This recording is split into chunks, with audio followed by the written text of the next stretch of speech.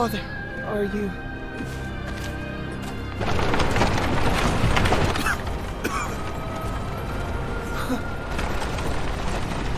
What a miserable place. Please, allow us to have some... Have mercy on us! Think of the children. Move! You're pathetic. Shall I put you out of your misery? Wait! Huh? What you carry is a gift from the Emperor to starving people. What justification could you possibly have for ignoring their plight? Such insolence! How dare you speak to me like that? This merchant has confessed everything. You had him purchase goods from corrupt scholars and sell them for you in the city. In exchange, he offered you bribes and business favors. Oh, scoundrels. Don't you know how hungry we are? Silence! Stay back!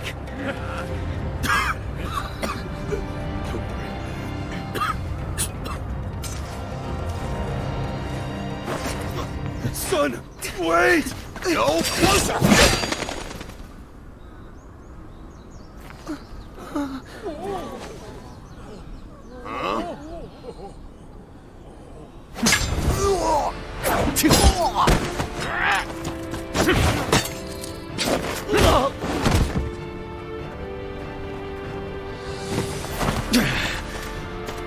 You!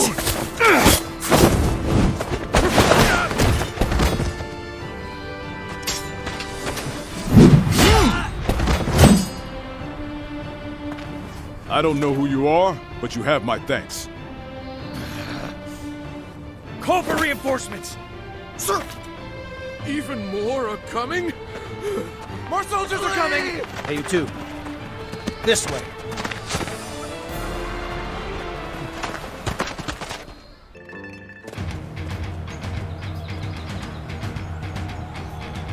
We won't be putting the townspeople at risk here. You can fight without restraint.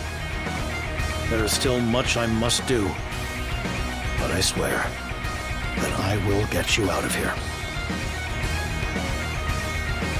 I don't know if he's trustworthy, but either way, we'll have to cut our way through.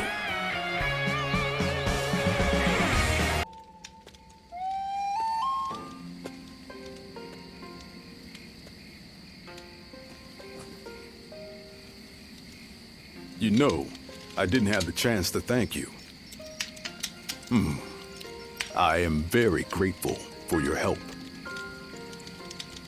Though it was rude of me to accept it without even asking your name. Tell me, what are you called?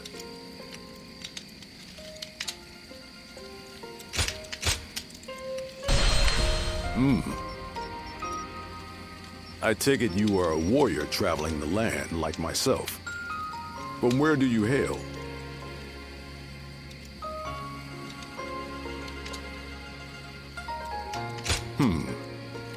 That is quite intriguing.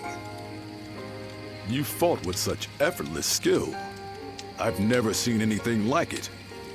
I'm curious to know where you trained.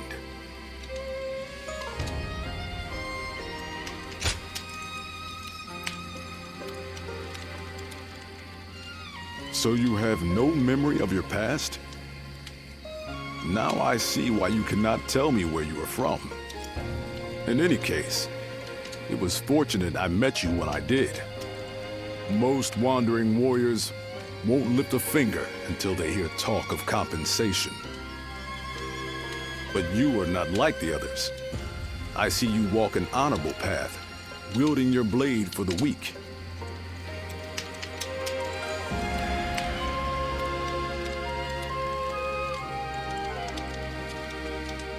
By your parents, or a teacher, perhaps. Or maybe an old friend. Whoever it was has taught you well. Are you aware that there have been many similar happenings of late? Soldiers and officials alike oppress the people for personal gain, and the people must turn to thievery for food. All the while, an endless rain has rotted the wheat, and the winds have brought sickness. Countless lives have been lost. Perhaps this is heaven's way of lamenting the state of the land.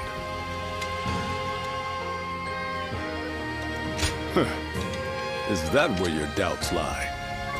You are an odd one. I am sure you have also heard rumors about the Way of the Great Peace. They are a cult that follows a great sage called Zhang Jiao. Recently, I've been hearing their ranks are growing rapidly. Their promises of a brighter future must be drawing in the powerless masses. I've spoken too much. It has already grown late.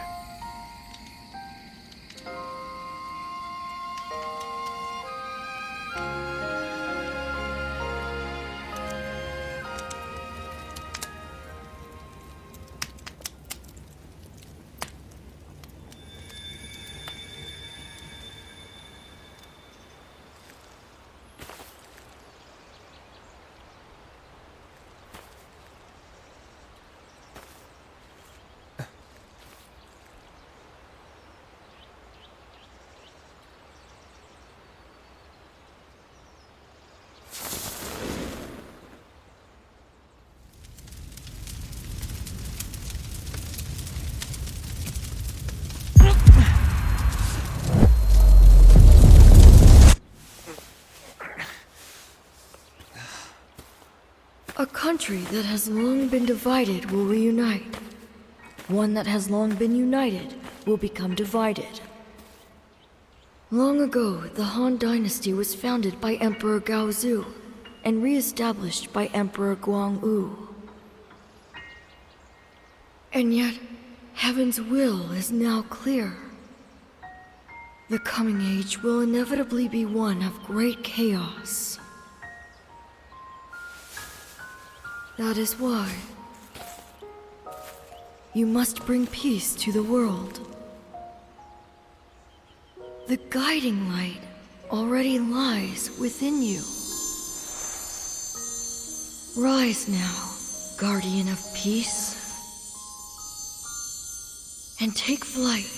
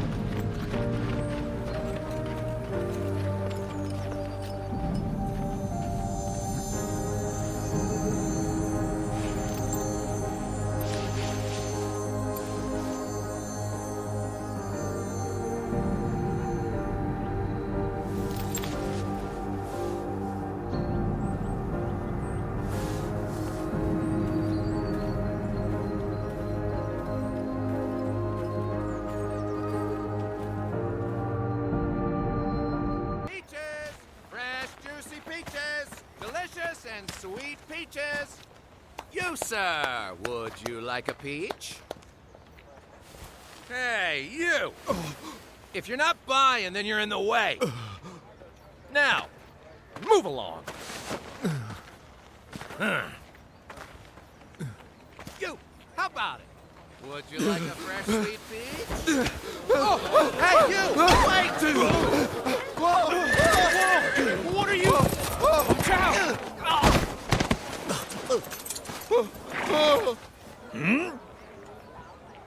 What's going on?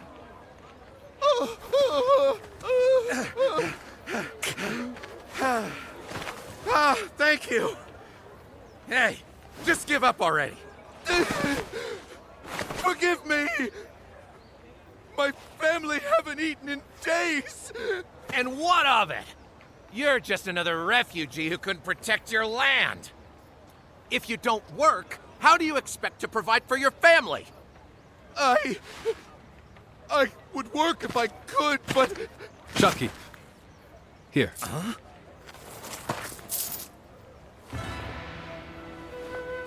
This should cover it, I believe. Enough for his whole family. That's, well, that could buy dozens. Brother, isn't that a bit much? Is it? I suppose you're right.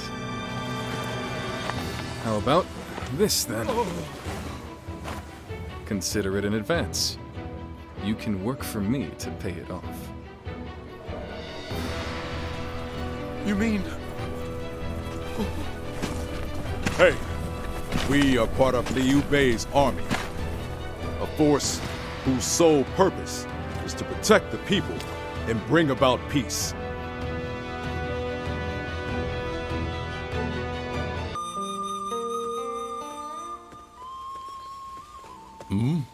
Are you? I knew it was you. I've not seen you since G, but it is good to see you doing well. Someone you know, brother? Yes. We fought together in G province. These are my companions. We swore a vow of brotherhood with each other just recently. This is Zhang Fei. And this is Liu Bei, the eldest of us three. It's good to meet you. I have heard from Guan Yu that you were a man of great valor. I am surprised you remember, brother. I only spoke of him but for a moment at a feast. That was more than enough. Remembering names and reputations is a skill of mine. As unimpressive as it may be. Oh, well, being told that in person is a little embarrassing. And by the way, we will be fighting against the vanguard of the Yellow Turbans tomorrow, by order of the governor. Would you be interested in joining us? Hey, what's this about? You don't think we're enough? No, that's not it. Then why? Right from the moment we formed our volunteer army, we have welcomed any tough fighter, no matter who they may be. And from what Guan Yu told us, he made the government forces look like incompetent fools. I want to fight with him and see his skills for myself. Well, if that's your decision, all right. But first, I need to see how strong a warrior he is. So let's put you to the test. If you can beat me, I'll welcome you.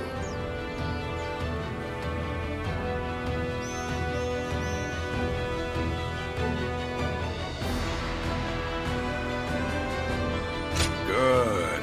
At least you're up for a fight. Come on then.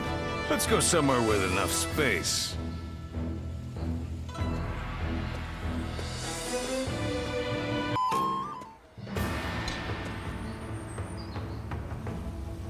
Do you see what I meant now, Zhang Fei? His skills are not lacking in the slightest. Well, that may be so. He's not a total weakling, at least. Can't you just say he's good, Zhang Fei? Sorry about him.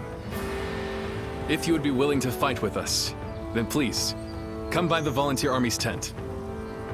You would be most welcome. I second my brother's request. It would be very heartening to have you on our side. I know you must have conflicted feelings after what happened in G. After all, we both have died back then without the Yellow Turban's help. However, we cannot turn a blind eye to them attacking and looting the homes of not only government officials, but even ordinary people. It appears that they no longer fight for justice. That is why I've decided to stop them. It will be my way of repaying my debt.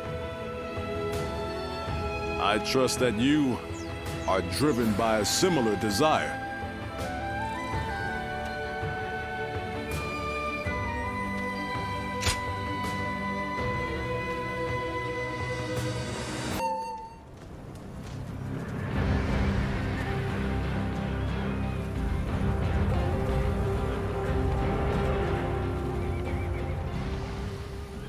It is good to have you here. So you're not one to ignore people crying out for help. I respect that. Welcome to the Volunteer Army. We appreciate you joining us.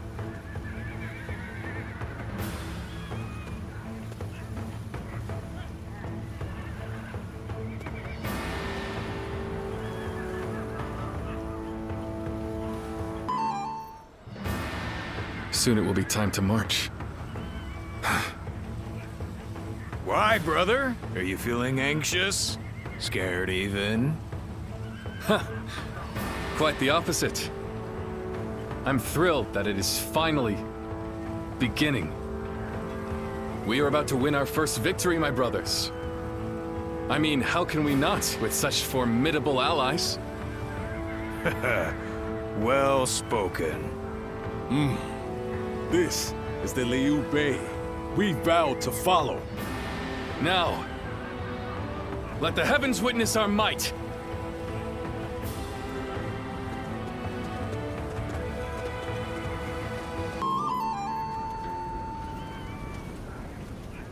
Thank you again, all of you.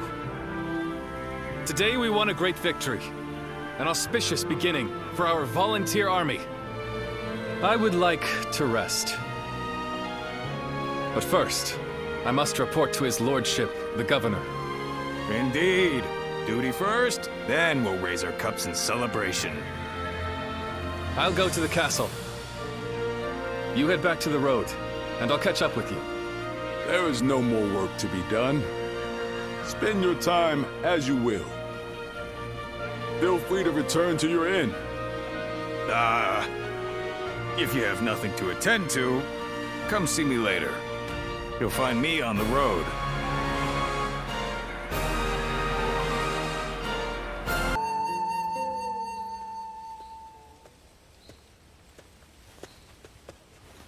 Brother, welcome back. What did the governor say?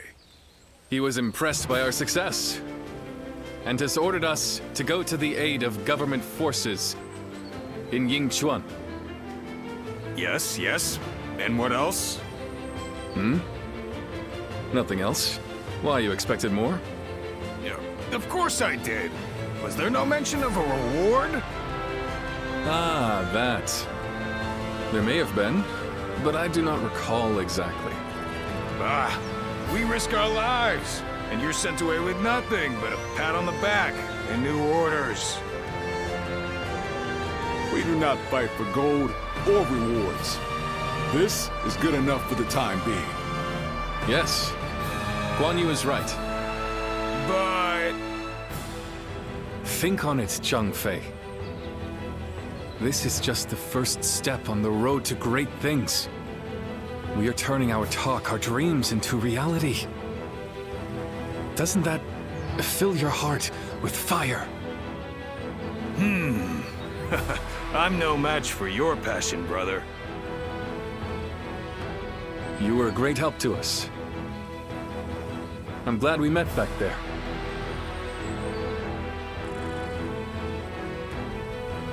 I like the way you handle yourself. Will you do us the honor of fighting alongside us?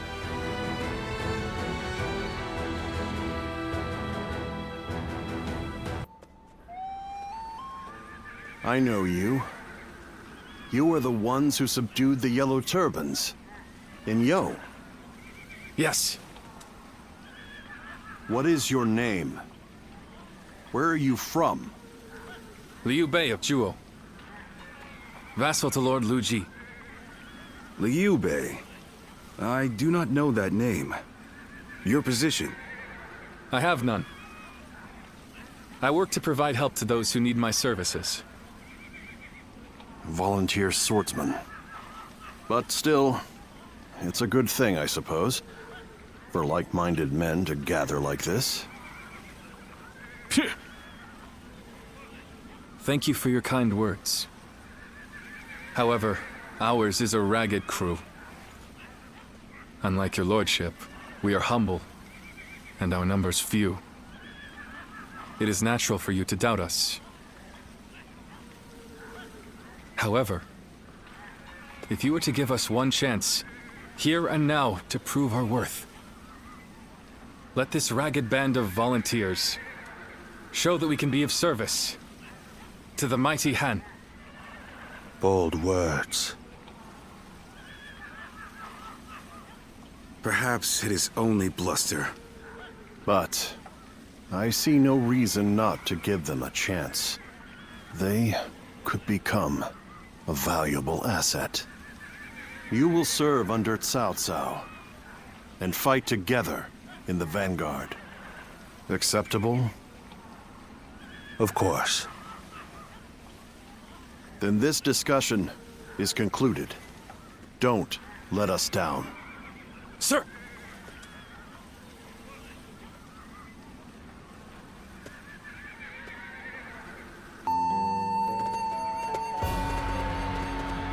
My lord, you have returned. So, is the meeting over? Who are these people?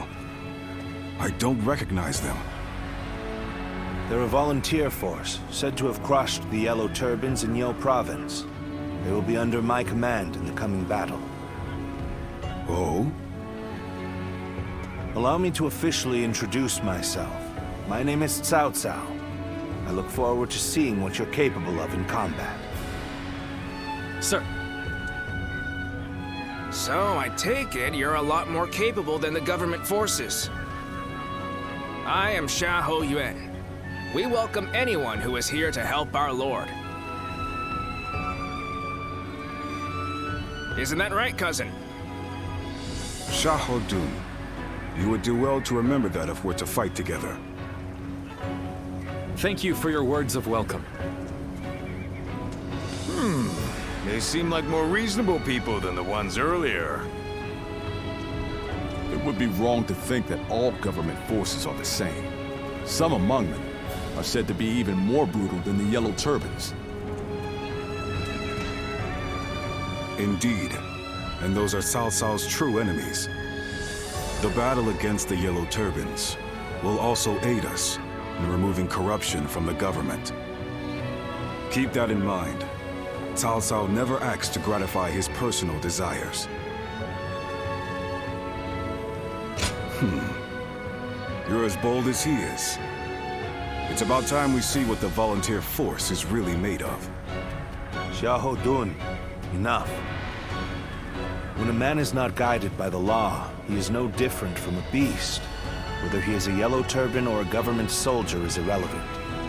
Men who behave like beasts must be punished. That's all that matters. I've heard enough moralizing. I must go and supervise the battle preparations. Very well. You should ensure the volunteer force is ready for battle. I'll inform you of our plans later. Leave it to me.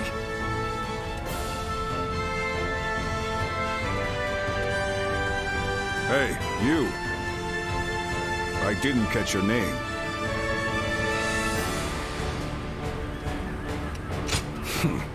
Arrogant, aren't you? Or are you truly that confident? We're done here. Show me what you're made of in the coming battle.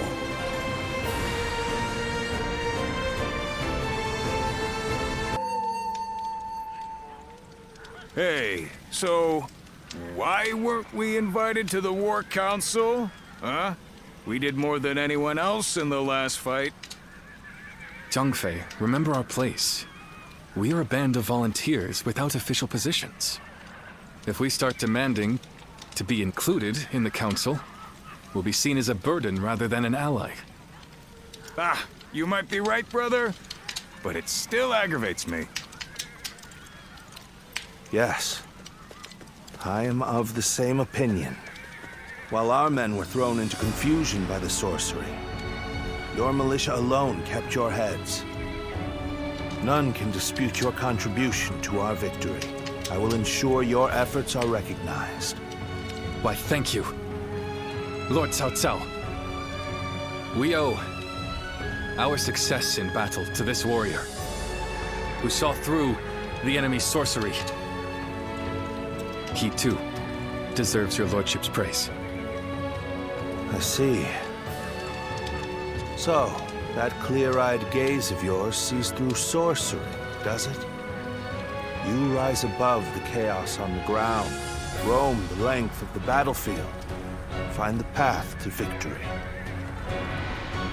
Like a bird of prey soaring in the sky, Zuluan, that should be your name.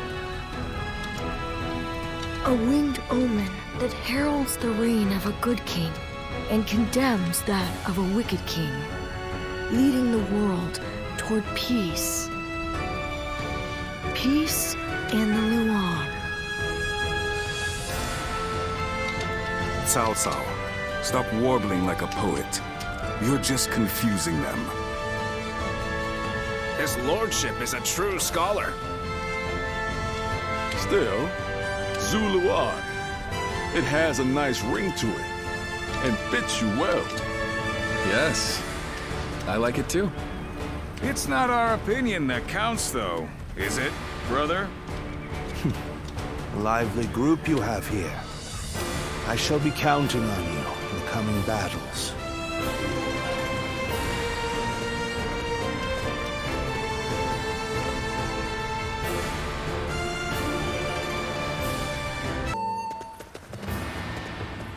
Lord Chujin, you wish to see me? I did. We have a job for you and your men. Here in Jing, our advanced forces have already driven the Yellow Turbans back into Guan Castle. We want your volunteers to rendezvous with the Vanguard and finish off the enemy together. The Vanguard, you say? Very well, my lord. In our hands, the mission is as good as done. Excellent. Good luck, Liu Bei.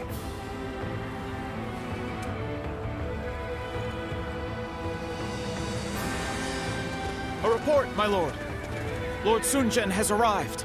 He asks for an audience with you, my lord. Oh, then send him in. We must thank him for his efforts in Jing. Sir!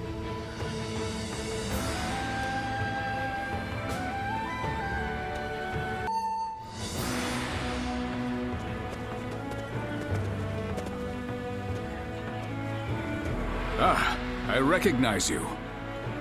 You fought well in the battle. A most impressive performance. It was you who won the victory, Lord Sun Jian. Not with the sword, but with your words. To persuade the Yellow Turbans to lay down their weapons. Better that than suffering them to die in vain. The Yellow Turbans have their cause, right or not, and I understand what drives men to die for what they believe in. But they will not win their cause, nor feed their starving families, by throwing themselves on the swords of my men. I am an officer of the government, and though I know it sounds arrogant to speak this way, the Yellow Turbans make false promises to inflame the minds of those who would fight for life, and so lead them instead to death. I think I agree with you, your lordship. Those poor souls didn't join the Yellow Turbans just to be slaughtered on the battlefield. When I met you in G, they were not as fanatical as they seem now. Indeed. Yet I still remember the righteousness I saw in your heart. G Province. Are you talking about the disturbance last year? I heard 2 great warriors drove off an official's private army. It's probably best you don't know the details. Then I shall pretend I never asked. After all, I've no interest in arresting men of honor. You seem calm, yet I sense a fire burning within you. You're my type of warrior, truth be told. When officials turn to tyranny, it is a sign that imperial power is weakening. At such times, we must rise to the occasion. I am sure that we will have the chance to fight together again sometime. I, for one, look forward to it.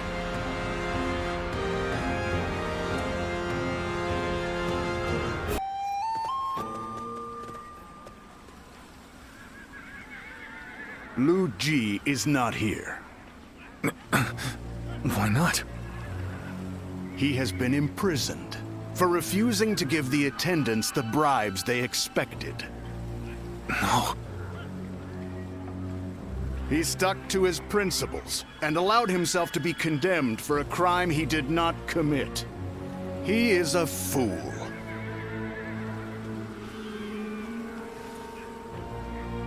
The corrupt officials are the ones at fault. There is no reason Lord Lu Ji should be blamed. Those with power live. Those without die. Anyone who fails to understand this truth is nothing more than a fool. Cunning is but another means to power. Lu Ji failed to realize this, and now finds himself a captive. So, are you one of the powerful, or not? I do not judge on status or title. Prove it during this battle. You may make a name for yourself if you are successful.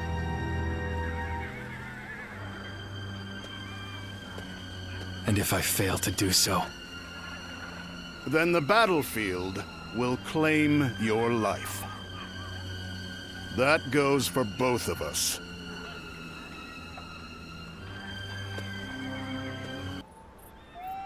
Lord Huang Fusong and Lord Ju Jin have arrived. The final battle will be upon us soon.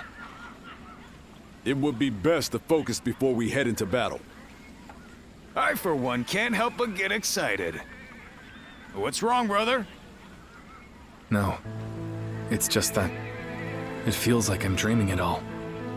We started out merely wanting to help those who are suffering. And now, we are fighting alongside the land's finest warriors. Think about that.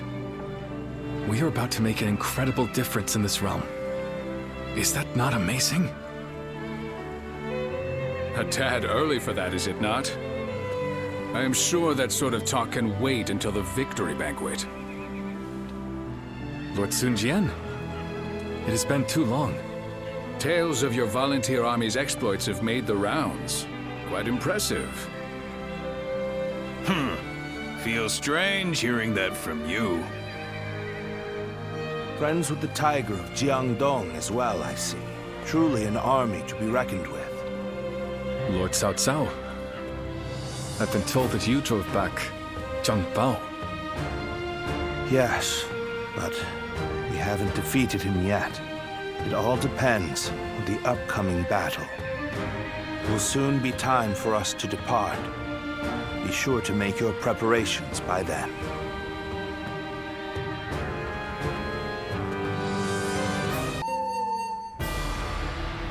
Now then, I assume we are all ready? We have the Yellow Turbans cornered. This battle will likely decide their fate. We have achieved victory against them time and again.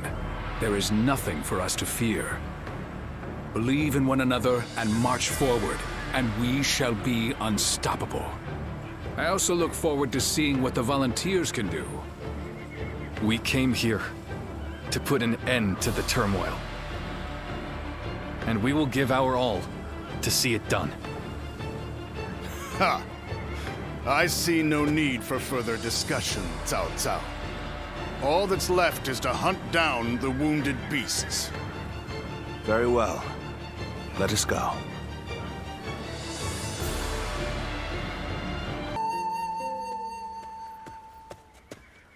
Zhang Zhao has evaded us. We are still making every effort to find him, but... I see. Very well. Dismissed. He was wounded badly. I doubt he'd make it. No! We must find him! Search every corner! We've searched everywhere.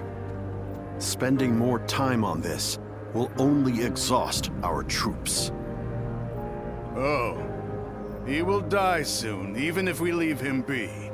Not even a doctor of surpassing skill would be able to save him. But his death must be one of humiliation. You want to? A hero who died bravely, fighting to the bitter end. Such a death could very well become the symbol for another uprising. Unless we cut off his head and display it, the Yellow Turbans will rise again. That we cannot allow. On this one, Dong Zhuo is right. Split up and search for Zhang Jiao. Understood?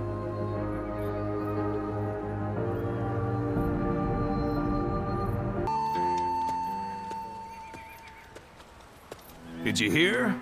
Huang Fu Song has been spreading rumors.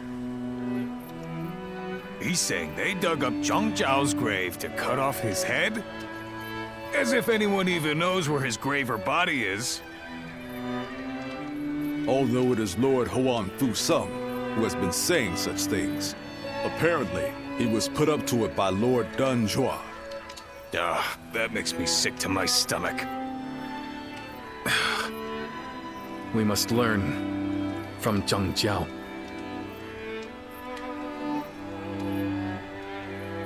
Ever since we first fought against the Yellow Turbans, I have been thinking. I believe Zhang Jiao was a man of dignity, who stood up to help those in suffering. But he grew too hasty in working toward his goals, and lost something important along the way. Who is to say that we will not make the same mistake? Brother. That is why I've decided to wait for my opportunity. I still need to think calmly and thoroughly about how we might best serve the people. Besides, we have plenty of time now that the battle is over. And apparently, there is an official post we'll be needed for here in G. You know, you are much too patient, brother. But you know what? I agree that rushing won't do any good. Indeed. As your sworn brothers, we walk the same path as you. That's right. Oh, wait a minute. What are you gonna do about the volunteer army? It is disbanded as of today. Each of us must now go to our own battlefields, wherever we are most needed. But of course, I expect we will see each other again. In the meantime, we are going to do what we can here in G. Come by at any time. We'd be happy to welcome you.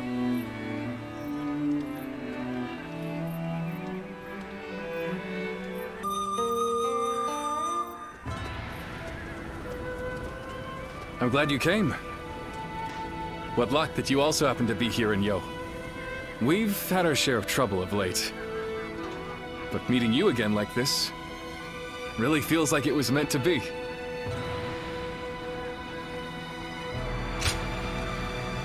After suppressing the Yellow Turbans, we were given a position in G Province. However, the local officials didn't seem very pleased with our lack of pedigree. And they treated us all like idiots.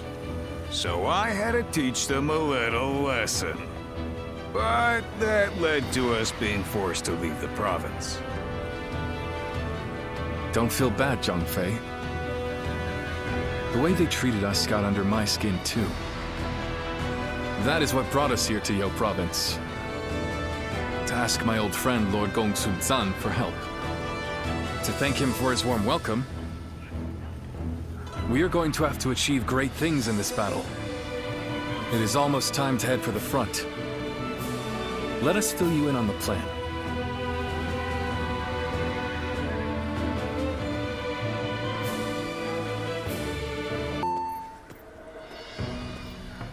All right, before we start the meeting, Guan Yu, I believe you had something you wanted to discuss. Yes. In the coming battle, the enemy will have a positional advantage. It is also likely that they have set traps at strategic locations. With this in mind, I have decided it would be best for you and I to operate as a unit. Not being bound to the main force would allow us to move freely across the battlefield and better adapt our strategy to any situation. The last time we fought together was in G, was it not? Feels like old times again. Let's make it a battle to remember.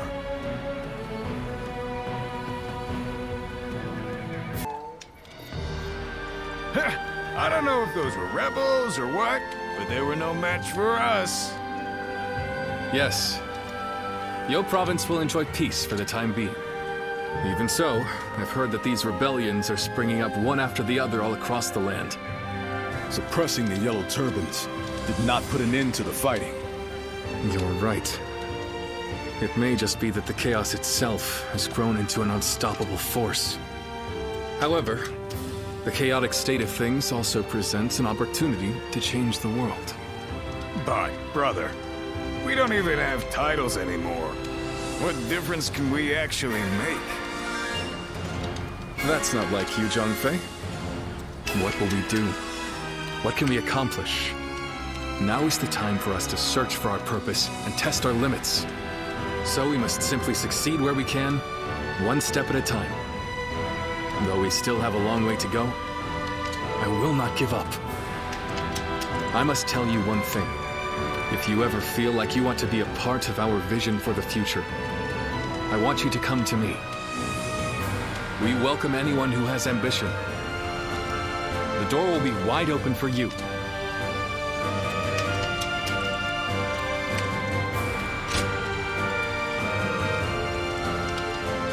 Please don't forget this.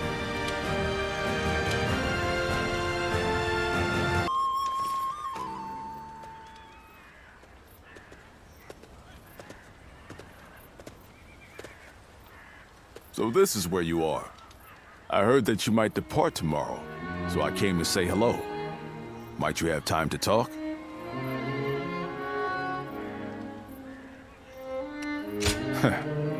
I'm glad to hear that. Then I shall speak freely. There is something I want to tell you while we still have time. Wherever we find ourselves, as long as we wield our blades with integrity, I'm sure our paths will cross again. From the moment we first met, I felt your heart was truly pure. Yes, perhaps among your lost memories, there is one of whoever passed that on to you. It could just be my imagination, but there is something about you that makes me think this way. In any case, we must first focus on how we are to live in the present. As the world descends into chaos, it is essential that we keep our hearts firm. I aspire to be a man of honor who strives to do what is right. Therefore, I need a great leader to whom I can dedicate my efforts. And that, I am lucky indeed to have Liu Bei. My only worry is that his ambitions are so great that they might overpower my imagination entirely. Ah, so you see it too. A glimpse of Liu Bei as the true ruler of this land. Now, I've said my piece, yet I find myself wanting to talk more.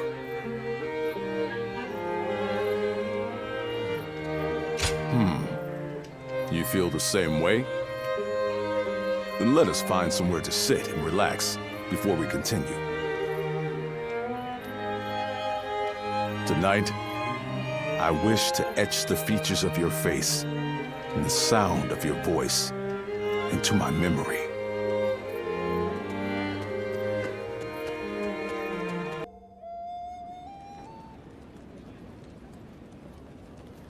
I, Wang Kuang, Governor of Henei, cede power to Lord Yuan Shao in order to defeat Dong Zhou. Lord Wang Kuang, welcome. No sight could have lifted my heart more. Your words honor me. Zhang Yang, Governor of Shandong. I have come to join the alliance against Dong Zhou. You are most welcome, Lord Zhang Yang. Show us what you're capable of. By all means, I shall do so. Lord Yuan Shao, I have come from Yong Province. Allow me to be of service. Lord Cao Cao. That was a splendid manifesto. Yes, Having the illustrious Lord Yuan Shao become the leader of our alliance was a stroke of genius. Having felled the 10 attendants, Dong Zhuo's occupation of Luoyang is our responsibility. If Yuan Shao can make up for that by leading the coalition, it's a small price for him to pay.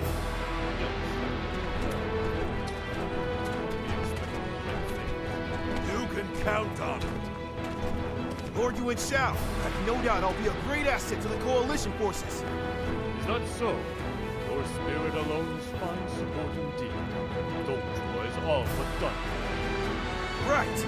We'll strike them down together.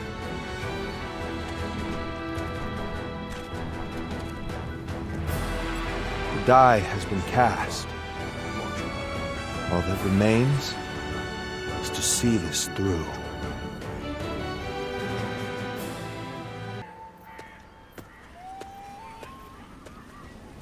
Long time no see. I've heard much of your exploits from Lord Cao Cao.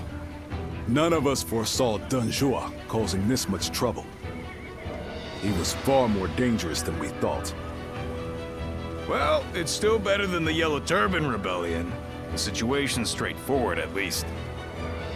Taking down a scoundrel like him will be no different than fighting bandits. And that I can do no problem.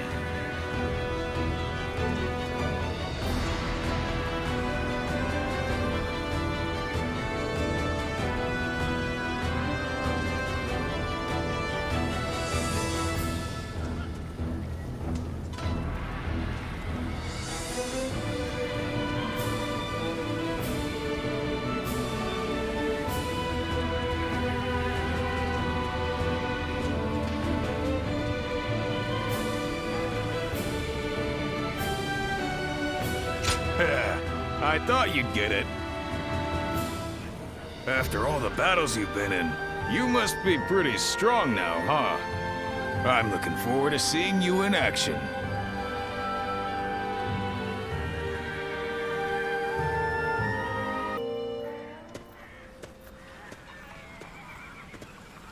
Not bad. Not bad at all. Yes, that was quite the mark you made. Guan Yu and Zhang Fei, you two as well. Although, I am a little concerned about the coalition forces. They seem to have trouble with cohesion. Well, you may remember Lord Sun Jian and Yuan Shu arguing during the battle. And while you'll see some troops praising each other's valor, others are berating their ostensible allies over their ancestry. With relationships so fraught, it's hard to imagine things working out. It is easy to say we're fighters united for a cause, but we must remember that we each have our own motivations. There are those concerned about the way of the world, those moved by a call to act, and those who want to take Dong Zhuo's place. They squabble simply because they each have a different end goal in mind. Hey, come on! What's with all this depressing talk, huh? We won, didn't we? It doesn't matter what anyone else does. What matters is that we do what we can, right? You're right, Zhang Fei. And I really should learn from your outlook on things. Very well then. Let us rest and prepare for the next battle.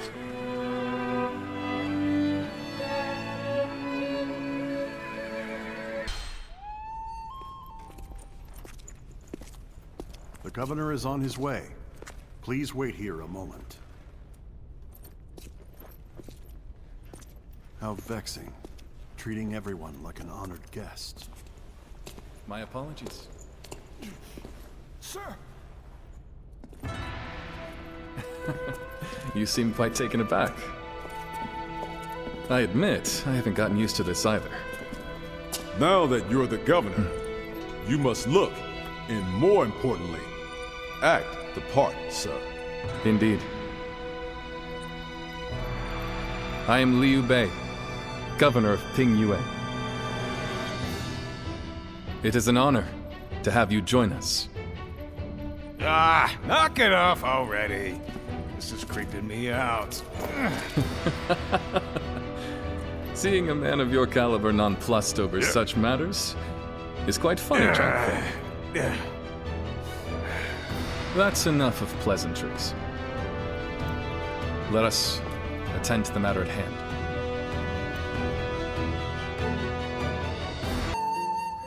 You have been summoned here because we once again need your help. But I should explain the situation. First, what happened after we parted ways in Luoyang. We returned to Yo Province with Lord Gongsun Zan, and I was appointed as governor of Pingyuan.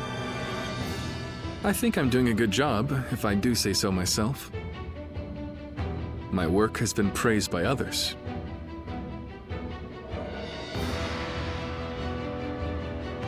We have my brother to thank for all we've achieved.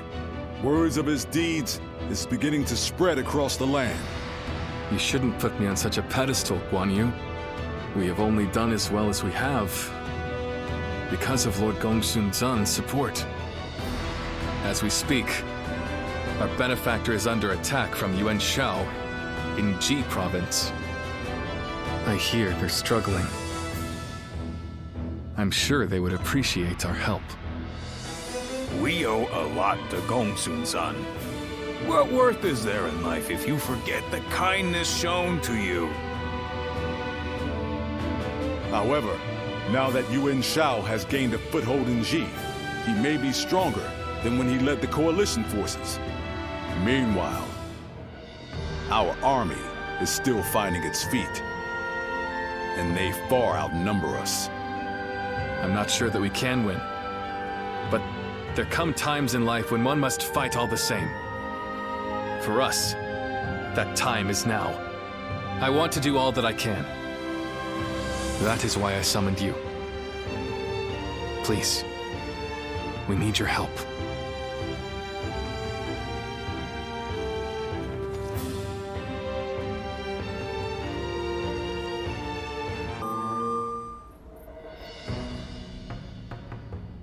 So, Governor Kongrong of Beihai needs our help. I see. I understand the situation. Still, an attack by the remnants of the Yellow Turbans. This is not a simple problem to solve. Lord Liu Bei, you are renowned for your kindness. I could think of no one more likely to help Lord Kongrong. We have only just come back from aiding Lord Gongsun Zan. We need time to recover. If we mobilized immediately, we would suffer severe losses. And then we might struggle to defend our own land. There's reason to that. However, you would discard all compassion when faced with logic. And if I said I would? Well then, Lord Kongrong and the others are doomed to die. I came to Pingyuan believing that you were a man of virtue. Sadly, I seem to have been mistaken.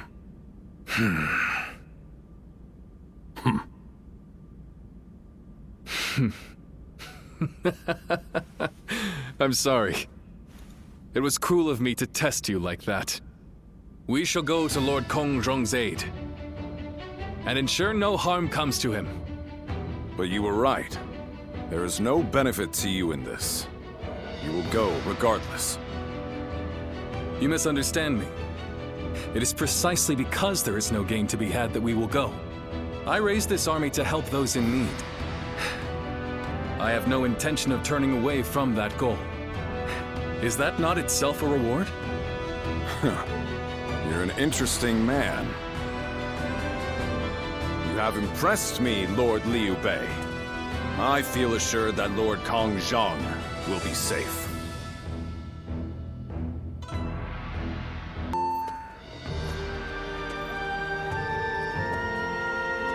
Lord Liu Bei, please allow me to thank you once again. I will find a way to repay you. There is no need. I told you, having helped is reward enough for me. I'm just glad that Lord Kongrong is safe. In these troubled times, Men like you are hard to come by. If it had to come to it, I was prepared to convince you more forcefully. But you made this decision yourself, and were true to your word. I see now why the people of Pingyuan admire you so. I'm not so great a man as you seem to believe. I've made foolish mistakes just like anyone else. I forget to think ahead and get transfixed by what's in front of me. But it is that nature which has allowed you to save so many people. In any case, with this settled, I can now set off to Lord Liu Yao. You don't intend to return to Lord Kongrong? Lord Liu Yao is the one I serve now. I was on my way to him when I received word that Lord Kongjong, to whom I owe a great debt, was in danger. It was to repay that debt I sought to assist him. I see. You are like me. You believe in duty. You are too kind. I feel a little embarrassed hearing that from you, Lord Liu Bei. Now, I must depart. If we meet again someday, I hope we will do so as allies.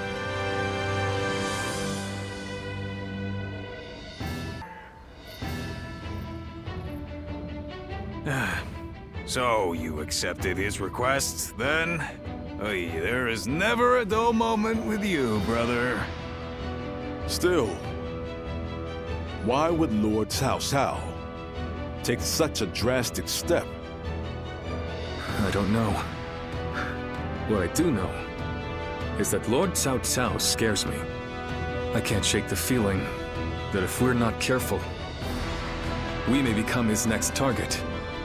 Perhaps there is some noble purpose behind this brutal invasion. Yet, no matter how one attempts to justify it, the fact remains that he is perpetrating a heinous act. Although, I suppose one could argue this is why I am a less worthy man than him. I'm always too idealistic. No, not in my eyes at least, brother. I fully agree with you. Following the most righteous path does not always lead to virtue. There are times when virtue comes from following the path of the greater good. Guan Yu. Well, I'm no philosopher, but one thing I do know, I won't stand for such brutality. From Cao Cao or anyone else. You can only follow your own heart. Whatever path you choose, we, your sworn brothers, will do our best to pave the way.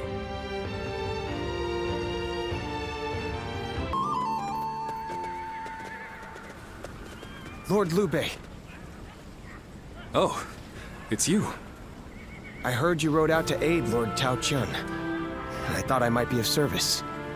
As you can see, I've brought extra troops, courtesy of Lord Gongsun Zan.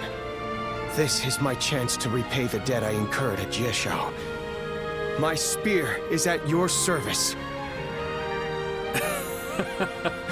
Now this is a fine ally to have at my side. I thank you for coming. Your strength is sorely needed.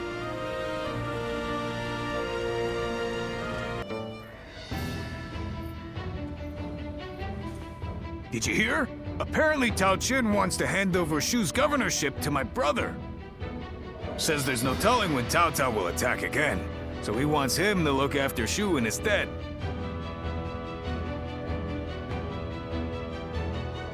It's about time my brother got some recognition. The heavens know he's done enough to earn it. In any case, tonight, we feast. We missed our chance last time, so we've got some catching up to do. Zhang Fei, you really need to be more discreet. Our brother turned down Lord Tao Chin's offer. Turned it down? Has he gone mad? He finally had a chance to move up in the world. He said it was too big a responsibility for someone like him without suitable aspirations. Or something like that. Aspirations, eh? Well, they must be something special for him to turn down a whole province. But then, what is Tao Chen going to do about Shu? I haven't heard of anyone else being offered the position of governor. And I don't like the idea of abandoning the province we fought so hard for. Oh, We're not going to do that. Our brother only refused the governorship. We will receive the territory of Xiaopei instead. We can protect the whole province of Shu from there. Our brother does not forsake those in need. Not now, nor in the future. That's our brother for you. But then, that's what I admire about him. I wouldn't be here otherwise.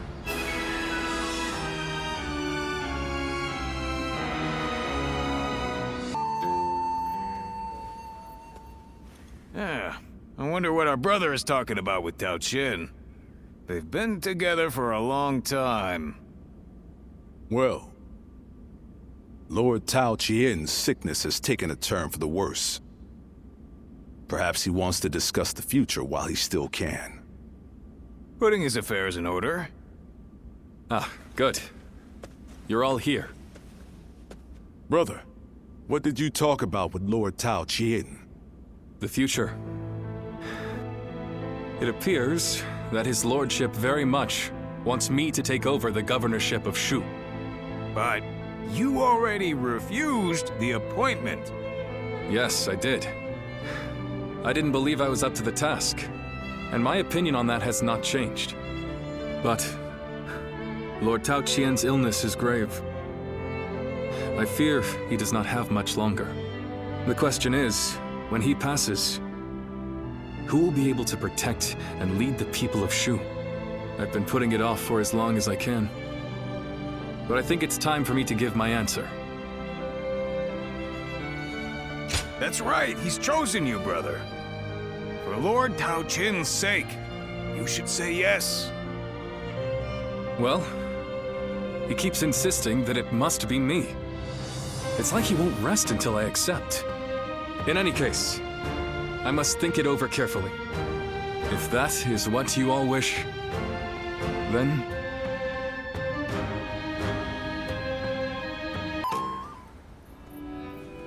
Hey, did you hear? Cao Cao's finally managed to defeat Lui Bu. Lui Bu made a long stand at Puyang, but he didn't stand a chance after Lord Cao Cao was resupplied. It seems Yuan Shao and his allies want to take the opportunity to finish him off for good. I don't know what was going through Lui Bu's thick skull, but he came to our brother for help. And knowing our brother, he's going to want to give him a hand. Even though men like Lui Bu are nothing but trouble.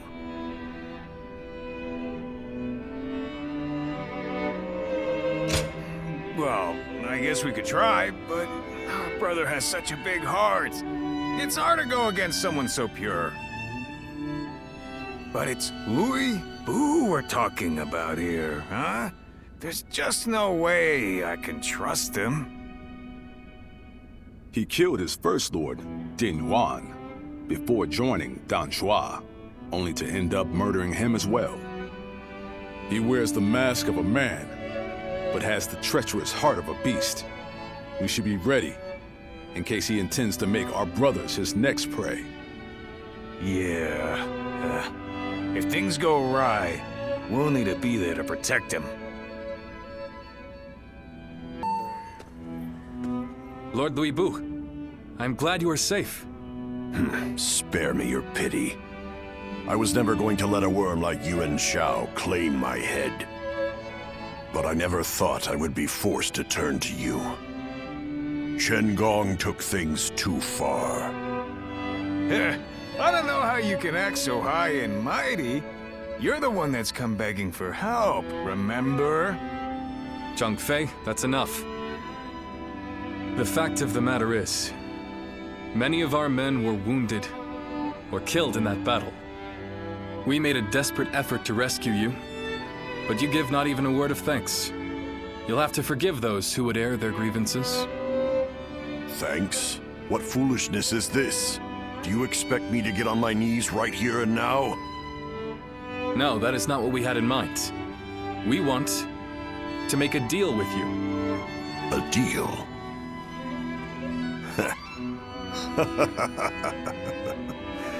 Of all things, it's a deal with me that you want. Very well then, I'm interested. I'll hear what you have to say, but try to make me give thanks or pay respect, and you will regret it.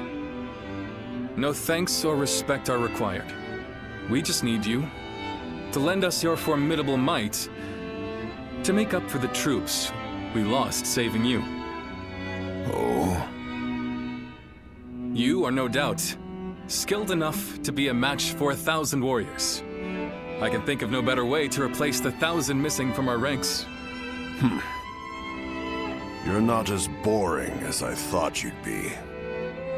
I'll do it. The fiercest warrior in all the land is at your service. This should stave off my boredom. You have our thanks, Lord Louis Bu. Well, you must be tired. Please wait a moment. We will have a feast prepared immediately.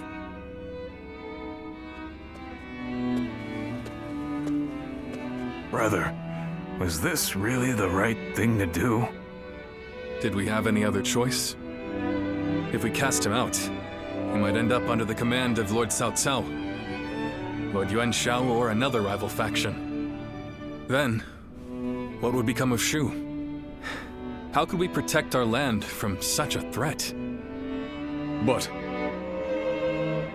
And when have I ever been one to deny a place at my side to a lost soul?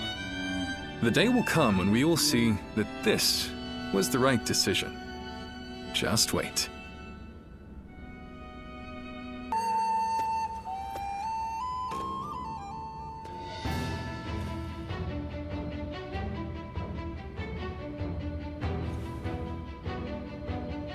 Whoa, look at you! A change of attire and you're practically a new man. He is an ally who would fight beside us. This is the least we can do.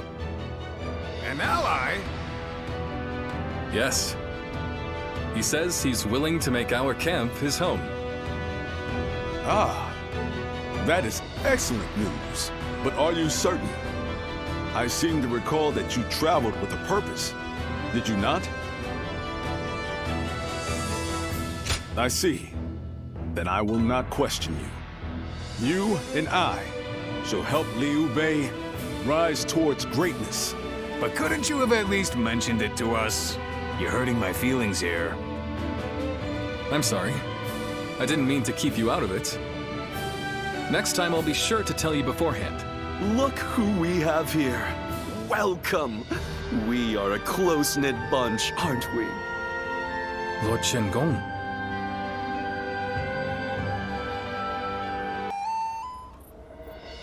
I've just received a written order from the Emperor, addressed to Lord Liu Bei. You are to slay Yuan Shu. From the Emperor? They say Yuan Shu is calling himself the Emperor of Zhong. It is no wonder that His Majesty would order his death. Indeed, indeed. But as you know, it is Cao Cao who protects His Majesty. Making this document less an imperial order, and more a command sent by Cao Cao to the other lords, yourself included. It is still an imperial order. We cannot refuse. Yes, I urge you to accept. And not to worry, Lord Louis Bu and I will protect Sha-Pei Castle in the meantime. You expect us to believe a single word out of your mouths? My, how vindictive! We had very good reasons to shift our allegiance, I'll have you know. I don't give a damn about your reasons. I'm just telling you, you'd better not cause problems while we're not home. I see. And here I was, thinking that Lord Liu Bei had placed his trust in us. Both of you enough. We all serve the Han. I will gladly accept the order. But Lord Chen Gong, I need you to understand that there will be those who eye you with suspicion, like Zhang Fei here. To ease those concerns, we will leave one of our own to hold this place while we are away from Sha-Pei. Are you willing, Zhang Fei? Yeah. Wait, then I'm staying?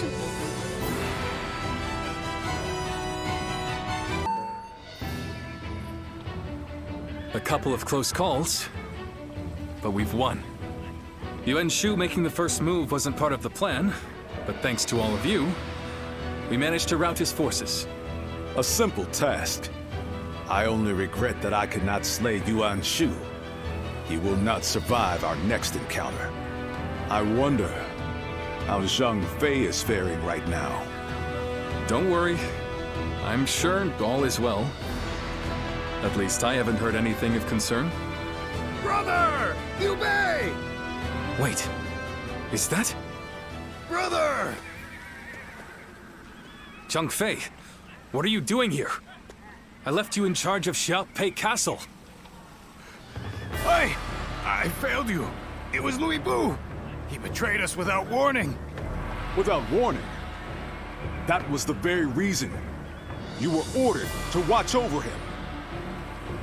I'm sorry, I was out drinking in town. I got so bored guarding the castle that I needed to cut loose. Unbelievable.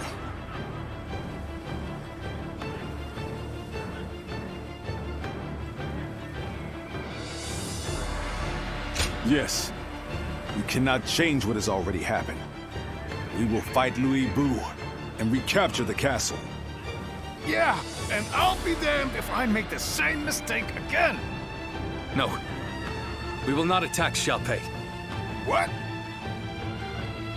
Is this part of some greater plan? Or will you simply surrender Xiaopei to Louis Bu? For now, we have no choice but to let him have it. The men are exhausted. They cannot fight in their condition. Recapturing Xiaopei is important. But our opponent is Lord Louis Bu. Our forces alone wouldn't stand a chance against such odds. There is no reason to believe that Lord Louis Bu will be cruel to the people there. Fighting him now gains us nothing. But as much as I hate to admit it, losing Xiaopei is something of a relief. It's a weight off my shoulders. Until now, I have forged my path with an unrelenting determination to help those in need. Did I make the right choices? Or have I gone astray? What does it truly mean to make the world a better place? I still do not know. But if there are answers to these questions, then perhaps I can find them within someone like Lord Louis Bu. We should prepare to withdraw.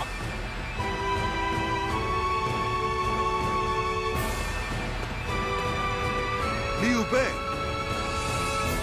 It's all my fault. If I hadn't lost control of the castle, he'd never be talking like this. all we can do now is support his decision. As for Xiaopei, Louis Bu can have it for now.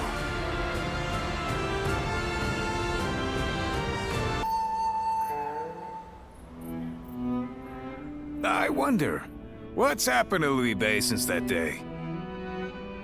It's like he lost the guts he once had. Do you think it's all because of the blunder I made? We lost Xiaopei, and he won't even fight to take it back. He's not even angry, he just goes on about how relieved he is. Perhaps this behavior is part of his nature. His noble desire to help those in need drove him to extend a hand to someone with no sense of honor or justice. One might praise the generosity of his heart, but tolerance can be a dangerous virtue. Thanks.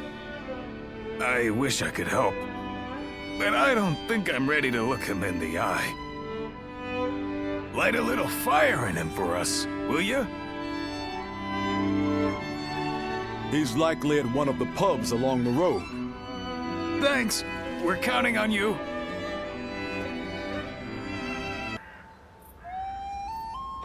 An imperial decree to subdue Yuan Shu. Is this the result of our recent defeat?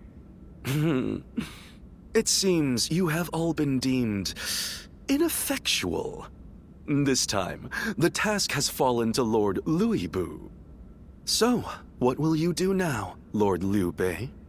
If it's not one thing, it's another. Funny, just when we were about to carry out this order, you stabbed us in the back. So this time, why don't you do the fighting and leave the guard duty to us? And now you taunt us with a promise of betrayal. Perhaps I should kill you all while I still have the chance. You're welcome to try! Stop. This is complicated enough. So what's the plan then? You're just going to join forces with these traitors? Calm down. They are neither friends nor foes. Lord Tao Qian has tasked us with the protection of Shu. And as long as Yuan Shu maintains his position at Shouchun, Shu will be vulnerable to attack. Therefore, I have decided that we will assist you in defeating his forces. Brother!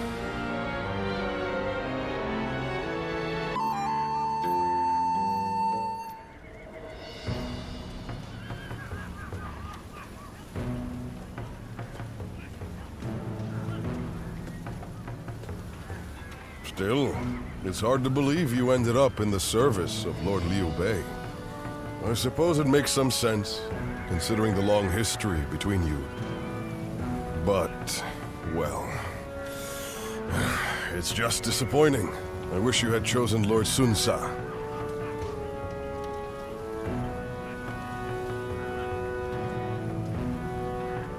I know it's a difficult subject. I will keep the rest of my thoughts to myself. But, did you ever think we'd see the day when Lord Cao Cao, Lord Liu Bei, and our forces would be fighting for the same cause once again? And with the likes of you on our side, there's no way we can lose. We may have chosen different lords, but we'll have each other's backs all the same. I'm glad to fight by your side.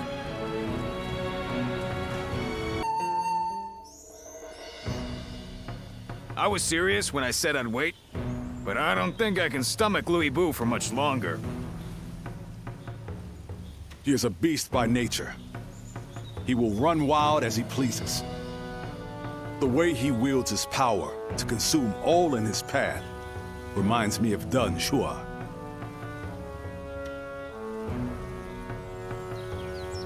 What? So you're saying you see something good in that brute? We've never been on good terms with Louis Bu. Even I have nothing to say in his defense. Nonetheless, as long as our brother hasn't lost his will to fight, I will always be right behind him. But even Zhang Fei is starting to lose heart. How much longer can we expect the others to hold on?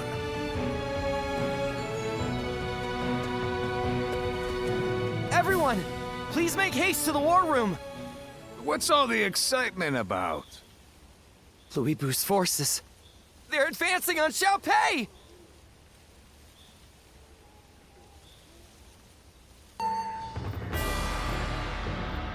The second we show the slightest bit of humility, Louis Bu will pay for this. But why would he suddenly turn his forces on Xiaopei? This is likely Lord Cao Cao's doing. A lone messenger arrived in Xiaopei. He declared he had been carrying a letter containing plans to eliminate Louis Bu. But he says he was attacked on the way here, and the letter was taken from him. It is difficult to believe that Lord Cao Cao would be so careless. I suspect he intentionally allowed the enemy to intercept the letter. Still, it's not like we wrote back accepting Cao Cao's proposal. Chen Geng must be trying to get ahead of things. But that doesn't make attacking an ally before trying to negotiate any less dishonorable. This must be Lord Louis Bu's answer. In the world he wants to create, there is no honor or compassion. It is a world of beasts, where the strong simply devour the weak. It is totally incompatible with everything I want to achieve. The time has come for us to break free from Louis Bu. But our forces alone do not stand a chance against him. What will we do, brother? We will abandon Xiaopei and join forces with Cao Cao's army. Louis Bu will be no match for us together. I'm sure you each have your misgivings about Lord Cao Cao.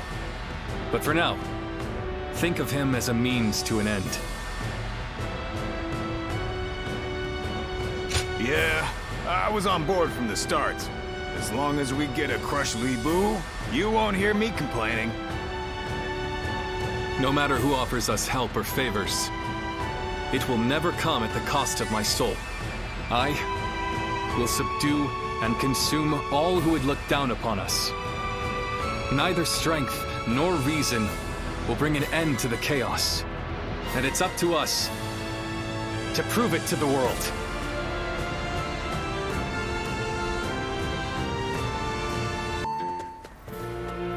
Lord Xiaohu Dun, Lord Xiaohe Yuan, thank you for your help.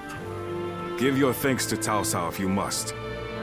We have not forgotten what happened at Shu, but under these circumstances, we will let it be water under the bridge. It's always good to see a familiar face.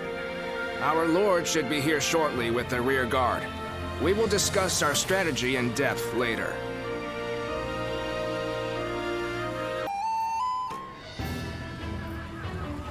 Just you wait, Louis Bu. You will pay for what you've done! You're awfully excited, Zhang Fei. Of course I am! It was my fault that we lost Xiaopei. My failure is what caused all the pain we went through. If that hadn't happened, do you think you would have ever fallen so low? Perhaps not. But without that fall, we never would have found the courage to rise to even greater heights. Guan Yu, Zhang Fei, thank you for believing in me, even at my worst. I have you to thank as well.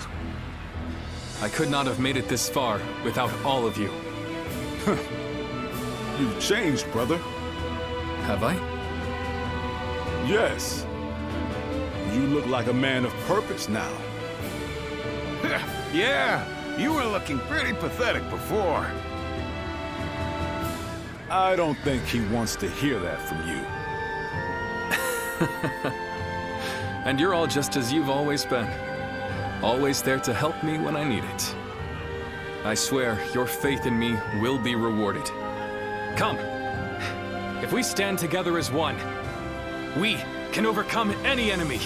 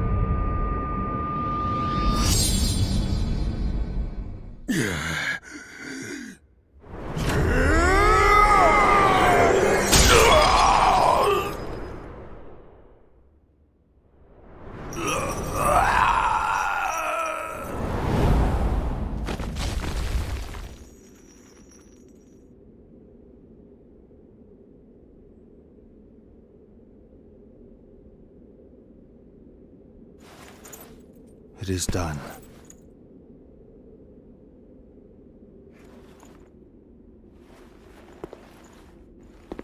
How would you have me conclude this matter? That is not for me, but for the court-martials to decide.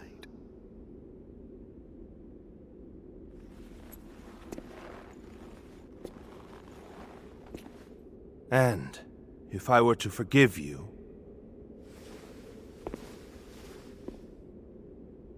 I fear I must refuse.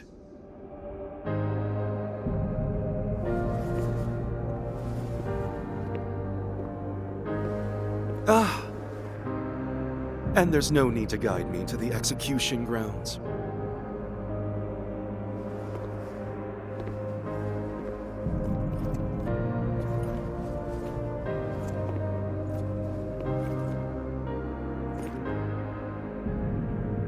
So close. I was so close!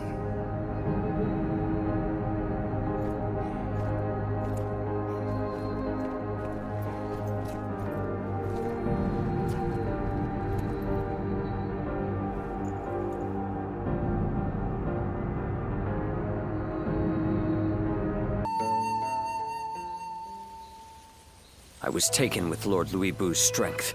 I fought on battlefield after battlefield, hoping I might die a warrior's death at his side. An honor Lord Cao Cao denied me. I hear that it was you who pleaded for my life. What did I do to deserve such cruelty? The loss of a warrior such as yourself would be a loss to the entire realm, and you will never master true strength after death. It is a goal reached only through life. Lord Zhenliao, there you are. Lord Shu Huang. I had heard that you would serve Lord Xiao Cao, so I came to give you my greetings. I don't believe we've had a chance to speak in peace since I served under Lord Li Jue in Chang'an. You were in a situation similar to my own, were you not? Lord Shu Huang, if I may ask, how do you serve two lords without any qualms? Saying I have no qualms would be a lie, but so would denying my wish to pursue my path as a warrior. Even as an enemy, I was astounded by how you fought in Xiaopei. Fighting beside you would truly be a blessing. I can only hope that I may follow in your footsteps as a great warrior. Lord Guan Yu, Lord Zhenliao, I ask you both for your guidance. So you would follow me just as I followed Lord Louis Bu? Lord Guan Yu, allow me to thank you for asking that my life be spared. For if I had died in Xiaopei, I would not have had the chance to meet a warrior like Lord Shu Huang again. No thanks are necessary. What say the three of us spar to commemorate our gathering here? A fine idea. You'll hear no complaint from me. After all, a warrior speaks not with their words, but with their blade.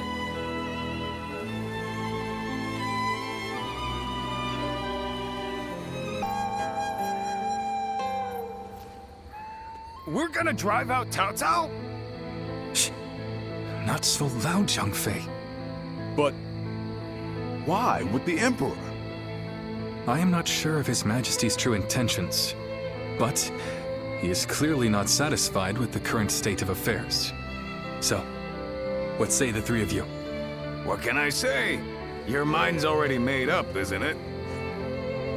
Yeah. Helping all those in need. That's what you set out to do. Yes. I suppose that is what it all comes down to.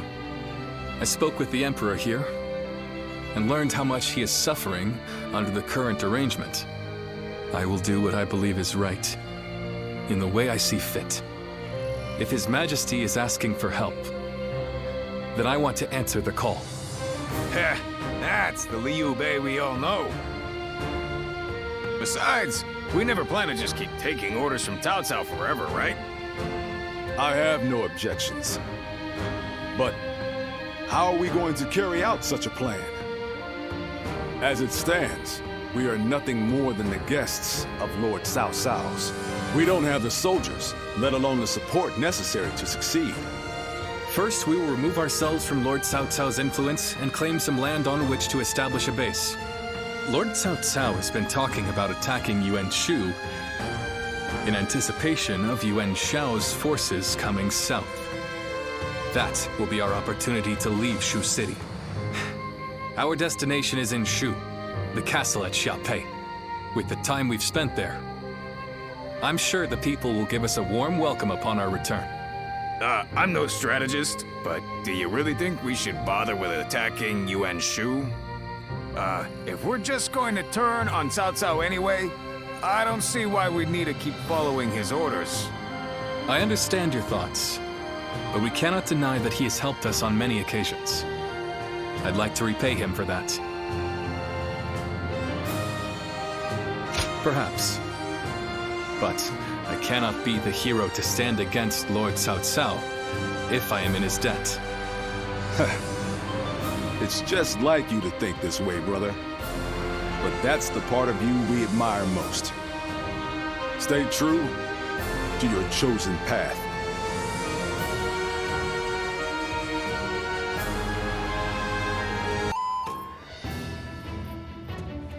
While Liu Bei is away negotiating the alliance with Yuan Shao, it's up to us to defend Xiaopei.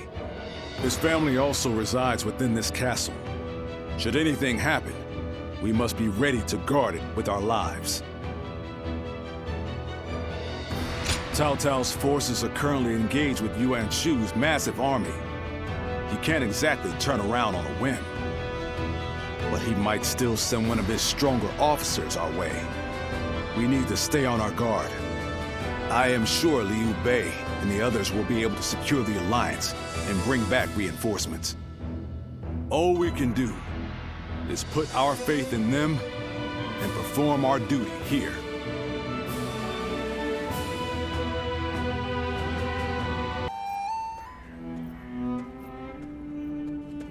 Greetings.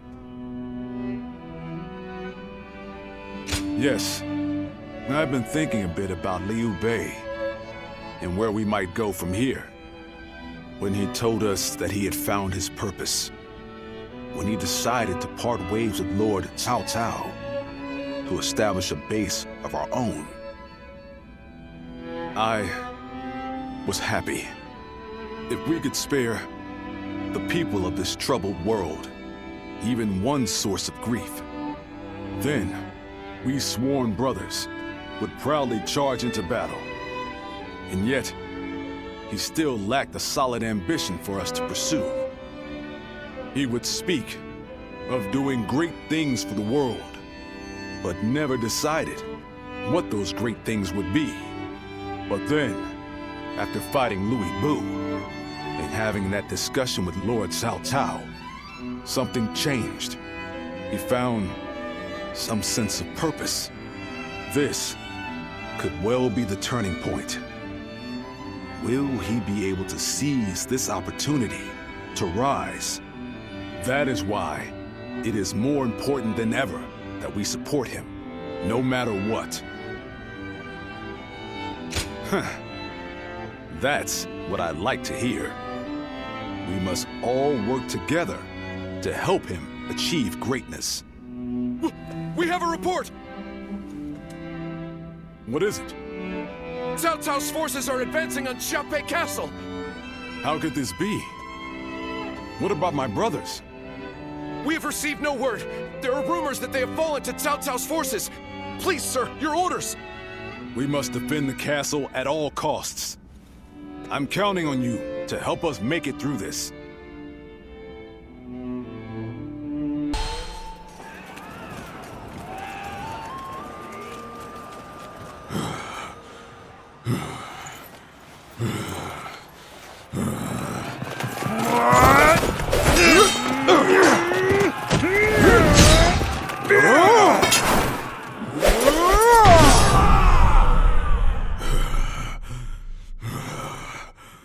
Such spirit.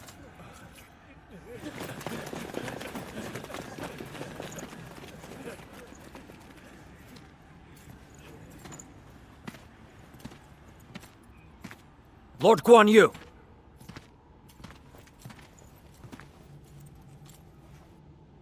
The castle has already fallen. Surrender at once. Never. I shall fight to my last breath.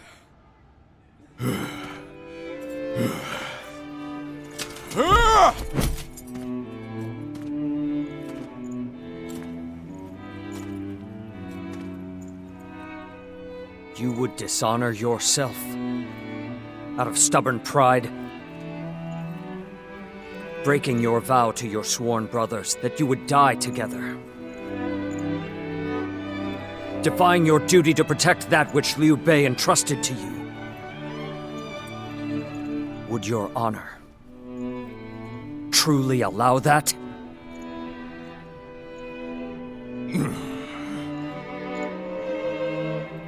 I need 3 promises from you. I will surrender to the Emperor, not to Lord Cao Cao. No harm shall come to the family of Liu Bei. And the moment I find my brothers, I shall run to their side.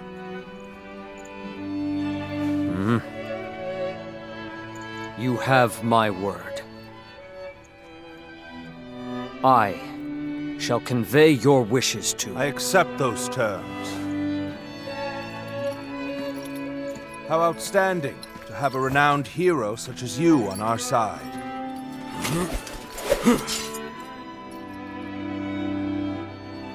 May our acquaintance be long and fruitful.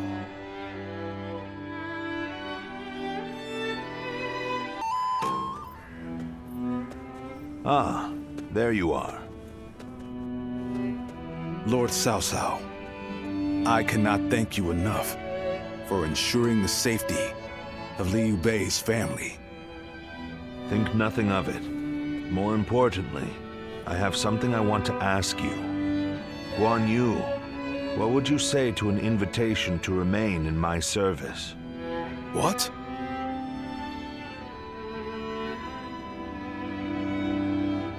Forgive me. It was not my preference to ask him directly. If the proper authority were present, I certainly would have made the request accordingly, but... I am flattered by the offer, but I will stand by my brother's side for as long as I draw breath.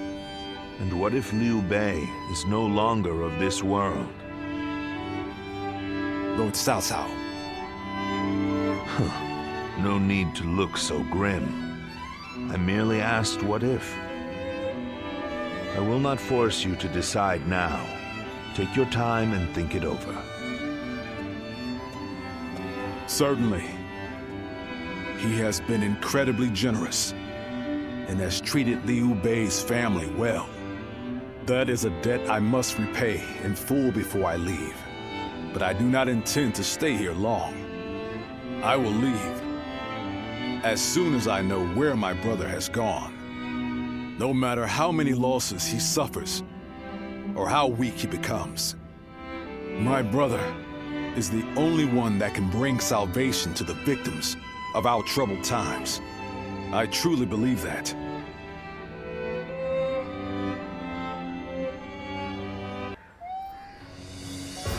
This was a great victory, and it is owed to your wisdom and strength. We are humbled, but it is not yet over, my lord. Aye. We've swatted away some of their troops, but the flow of the battle has not yet shifted. It looks like Yuan Shao is continuing his march south. They will overrun us if we do not intercept them. To defeat a large army, we must first take advantage of the terrain. We will draw back the front line to Guandu. There, we shall make our stand against Yuan Shao.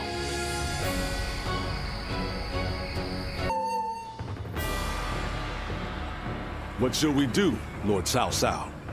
Their numbers are far too great to fight without a plan. Yuan Shao's army is growing cautious as it nears Guandu. It appears their loss in Baima has shaken them. But with our supplies dwindling, Yuan Shao must know that time is on his side. Any news from Shu City, Guojia? Lord Xun Yu says that lords in the vicinity of Shu City are showing signs of revolt. And there are rumors that Liu Bei was spotted among the leaders of the rebellion. Liu Bei? His Majesty has taken a liking to Liu Bei. If he comes to the rescue, then His Majesty will follow him. Then it is imperative that we send more troops to put the rebellion down, yes? Do not be so nervous, Lord Xun Yu. Those who lack the heart of a warrior are destined for defeat. Let us endure for a while longer. Our chance will come to us in time. Brother.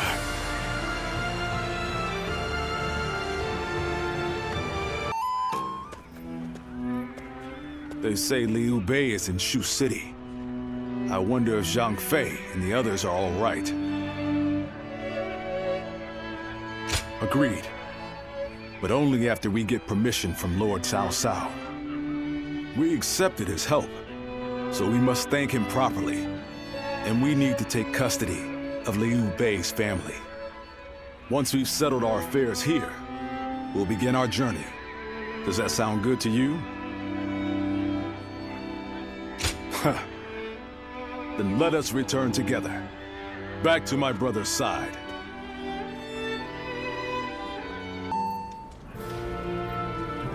It is good to have you two back with us. We shall meet again. I made it a mantra until we were reunited. And now, I will make my oath to you once more. From this day onward, I will dedicate my life to clearing the path for rise of Liu Bei. Thank you both. So you didn't decide to abandon me. That's a relief. And not just for you, brother. I'd had just about enough of him asking, "Are they back yet?" every time he saw me. If you'd left me alone with him much longer, I might have given him a good smack on the head. So it's really good to have you back. Everyone. Lord Zhao Yun, allow me to thank you as well. I would have died without your help. But what brings you all this way? I have come to lend you my aid, Lord Liu Bei. I wish to serve under you. Me? I don't even have a place to call home. Why would you wish to serve a vagrant? Because of who you are. Is that not reason enough? Well, My lord! Don't forget about me! My lord. Brother, allow me to introduce. Guan Yu's top underling, Jiu Sung, at your service. I admire him so much that I followed him and begged him until he took me under his wing. I see. That sounds like quite the story. Well, we shouldn't let all this excitement go to waste. Brothers, fetch the wine. Tonight we welcome our friends with a feast.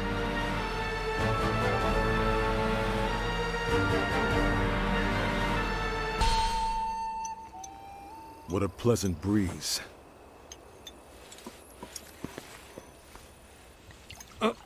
Here, allow me. It's fine. I'll do it myself. To think I would be invited too. Nonsense. Of course you would. Brother feels the same way. Now then. We're already over here, brother. Huh?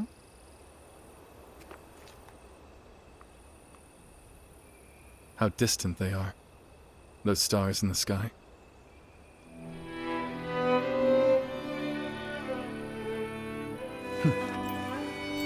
Compared to them, the distance between men seems trivial. It is your open-heartedness that makes you feel so. Ever since that peach orchard, we've been close by. You'll have me at your side, doing whatever I can. That means you'll have me there too.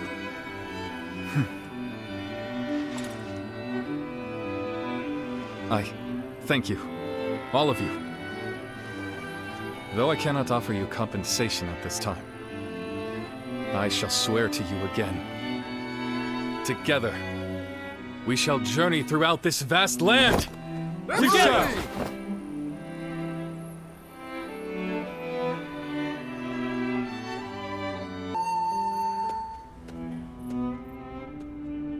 Both sides struggled to gain an advantage at Guandu, but in the end, Yuan Shao's forces were crushed after Cao Cao raided their storehouse.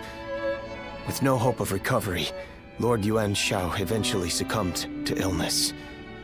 I see. I owed Lord Yuan Shao a great debt of gratitude for helping me when I most needed it. But I never got the chance to repay him. Lord Cao Cao and Lord Yuan Shao, they knew each other well and fought for supremacy. But only one has emerged as the most influential force in all the land. Meanwhile, Brother, this is not the time to be feeling sorry for ourselves. We chose this position near Shu City to pressure Cao Cao's forces from behind as they battled Yuan Shao in Runan. With Yuan Shao's forces routed, we are no longer obligated to stay. Is it still worth it to us to be a threat to Shu City? We need to decide. He's right. What will we do, brother? I don't know. Huh? I'll be honest. Everything is changing so fast that I'm having trouble keeping up.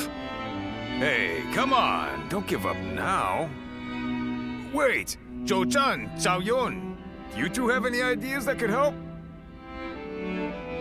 Me? Ideas? Well, I just leave the thinking to someone else and do whatever Lord Guan Yu tells me to. I'm afraid I'm no more helpful than he is. Now who am I supposed to look to for answers? Oh, wait, what about you? Hey, I'm the one asking. Why are you turning this back on me? Ah, I get it. You're just as stumped as the rest of us, huh? You know, I think this conversation may have shown me what is holding us back. Brother, what we need is a guide. Someone who can help us steer closer to our ideals. A man of wisdom. Wisdom, eh? Now that you mention it, I have heard that great minds tend to gather in Jing.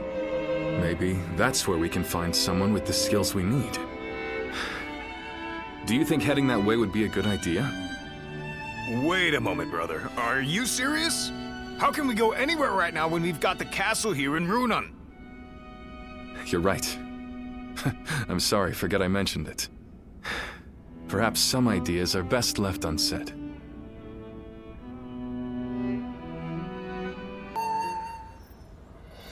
I just went to scout them out. It turns out Cao Cao himself is leading a large force here. What? Lord Cao Cao is leading them. But why? We're nothing but wanderers. We're more of a rabble than an army. There's no way we would stand a chance against their main force. Heh. Looks like they're not taking any chances with you on our side, brother. Lord Cao Cao. Does he plan to slaughter every last one of us? Perhaps this would be a good time for us to flee to Jing like you mentioned before, Lord Liu Bei. Agreed. The ruler of Jin, Lord Liu Biao, is a relative of Liu Bei's. He will surely welcome us with open arms. Wait.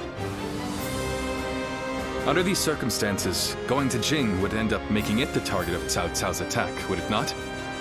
That would force great hardship upon Lord Liu Biao and the people of Jing. I think I'd rather... You would rather throw your life away.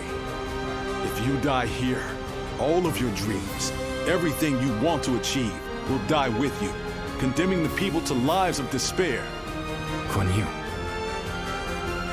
You worry too much, brother. With a few more soldiers on our side, Cao Cao won't look so tough. We'll make a stand in Jing and drive them back. Right, Zhao Yun? Yes, and I won't let them lay a finger on Lord Liu Bei.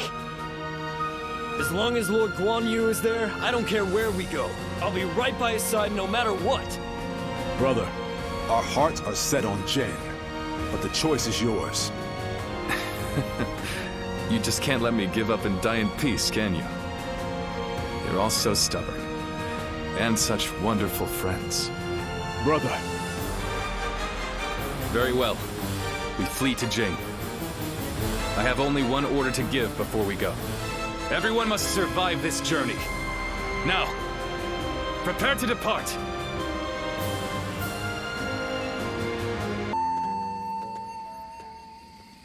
Whew. That was a narrow escape, but we made it.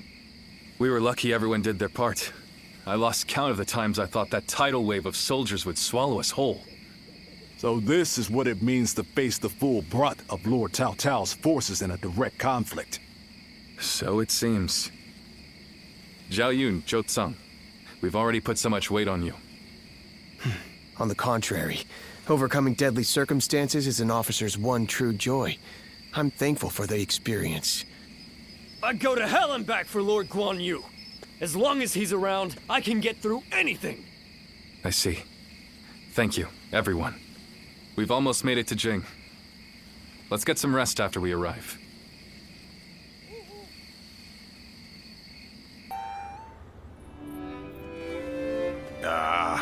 I'm so bored. On days like these, all a man can do is drink the hours away. Wouldn't you agree? What's wrong with a little wine to pass the time? It's not like we have anything better to do. Forget it, Zhang Fei. The last time you thought you had time to drink, you nearly destroyed Liu Bei's reputation. Come on, I'm dying of boredom here. I figured Cao Cao would be hot on our heels, but he ended up falling back toward Hebei. If you're bored, then go out on patrol. Lord Liu Biao has given us a warm welcome, and even allowed us to garrison here in Xingye Castle. Our brother is doing his best to meet Lord Liu Biao's expectations by governing well and earning the trust of the people of Xingye. If you have time to get drunk, then you have time to listen to the troubles of at least one of the peasants. Yeah, I get it. But isn't that the sort of thing we've been doing since the start? I thought Liu Bei brought us here to do something bigger and more important. But while we're sitting around doing odd jobs, Cao Cao is getting stronger by the day. True. And hasn't our brother accepted Liu Biao's invitation to that banquet tonight? How the hell will socializing with Liu Biao and his peasants bring us any closer to defeating Cao Cao? That's enough, Zhang Fei. Our brother has his own idea of what's best for us. Is that so? Then he should at least tell us what he's thinking. The way he's acting now, it's like he completely forgot all those dreams he used to go on about.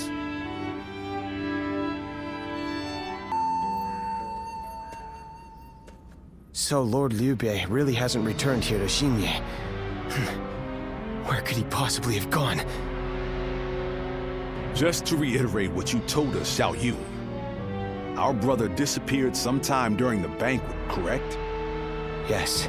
One of Lord Liu Biao's retainers, Cai Mao, made the suggestion to divide the banquet with the lords and the retainers seated separately. I rejected the proposal over and over again, but I relented at Lord Liu Bei's command and was forced to go to a separate room. Lord Liu Biao came later to inform me that Lord Liu Bei had gone to relieve himself and never returned. The whole banquet was in an uproar, and that is when I became wise to Cai Mao's plan.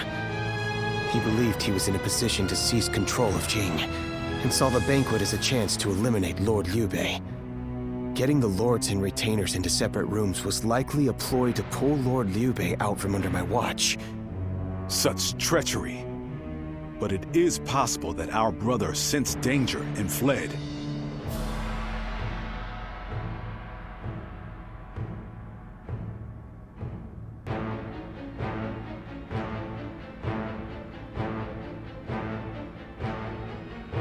Cai Mao, he'll pay for this. I'll kill him the second I see him. Calm yourself, Zhang Fei. For now, we need to make sure our brother is safe. Damn it all. And what about Liu Biao? We all know he must have had a hand in this too.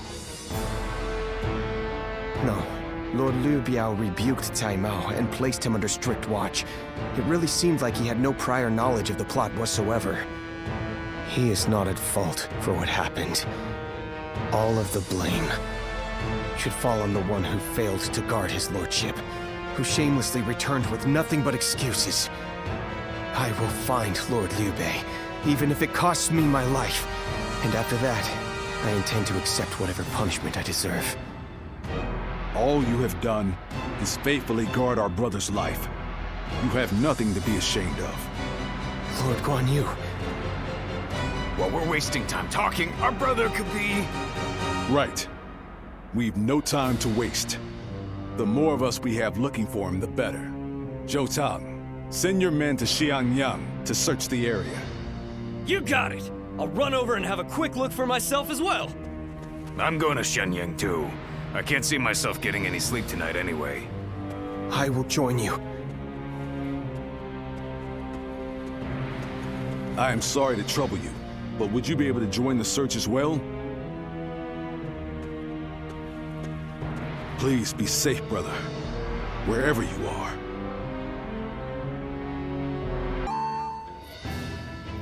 When I realized what Cai Mao was up to during the banquet, I pretended to go relieve myself and made my escape. I was not familiar with the area, so all I could do was wander. Before I knew it, the night had grown dark and I was lost in the mountains. Just when I began to lose hope, I came across a small hermitage. It was home to an old man named Sima Hui. I told him who I was, and he allowed me to spend the night there. Sima Hui? Why does that name sound so familiar? Apparently, everyone calls him Master Shui Jing. He is not in the service of Lord Liu Biao, and he lives in seclusion. When I told him about my current circumstances, he gave me this advice. Choose one of my pupils, the sleeping dragon or the fledgling phoenix, and your path will become clear. Sleeping dragon? Fledgling phoenix? Who the hell are they? You've met many people in your travels.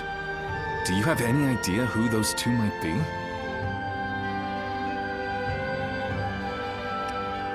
Peng Tong. So, you think he's either the sleeping dragon or the fledgling phoenix? With all due respect, Lord Liu Bei, did it not occur to you to ask Lord Sima Hui for the names of the sleeping dragon and fledgling phoenix? Yeah, that would really speed things along for us. Of course. I did all I could to get the names out of him. But he would just say, "You'll know," and smile without answering. Perhaps he meant that you must put forth some effort to find what you seek. These intellectual types always feel the need to test you. He must think he and his students are really special.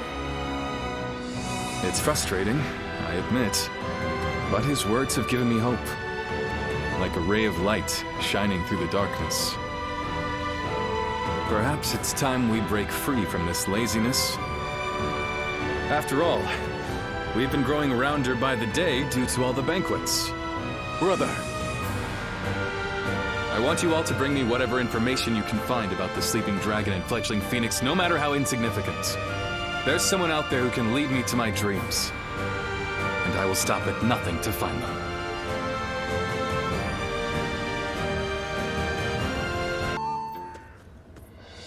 Cao Cao's forces have already reached the castle gates. And they've moved into such a strange battle formation. I've never seen a formation like that before. Lord Liu Bei, how should we respond? Their army is large and they're in an unfamiliar formation. Perhaps it's best we defend from inside the castle? But there might be even more of them coming. If we stay on the defensive too long, our soldiers will lose heart. You're right. More importantly, us holding up here would be a great burden on the people of Xinya. But what else can be done? We aren't getting anywhere by talking. I'm going out there, all right? Please wait. That formation is not something you can carelessly charge into. And who are you? I've never seen you before. Well, I'm not really sure what I should say here. little help, if you would? Huh? A strategist? And, you two know each other? Would you be willing to help us through this? What is your name? I am Shishu, a pupil of Master Shuijing. I thought my skills would be best put to use in the service of Lord Liu Bei, so here I am. Shuijing? Could it really be? We can speak more of my origins later. We should first concern ourselves with eliminating the impending threat. I had a look at the enemy's formation in the front of the gate just a moment ago. It is known as the 8 Gates Formation. Charging into that powerful formation without the right strategy would end in certain death. But given Cao Cao's superior numbers, it will be difficult for us to move into the proper counter formation. But if I could observe their ranks from a closer position, I may be able to tell you the best way to fight against them. Brother, what should we do? Can we really trust this strategist with our lives? I believe in him. Besides, none of us had any idea how to get out of this. So why not give Shishu's plan a chance? Lord Liu Bei, you will not be disappointed.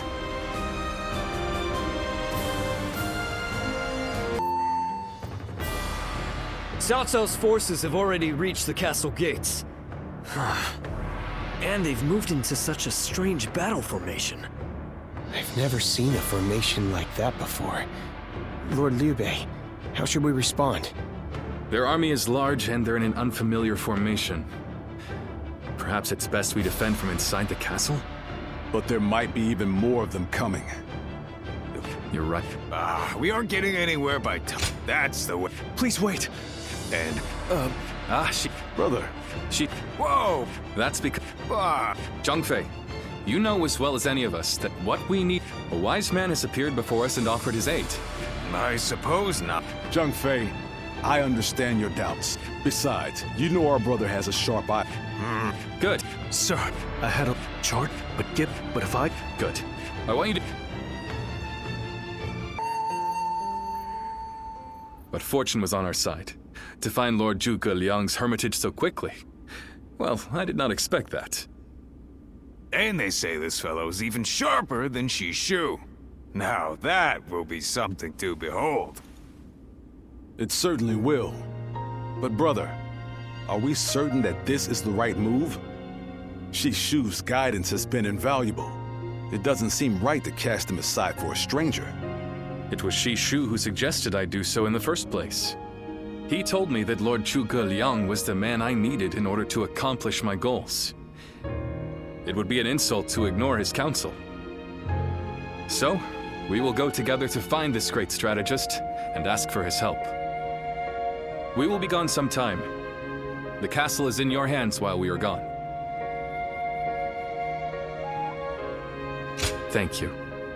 I'm determined not to let this opportunity go to waste.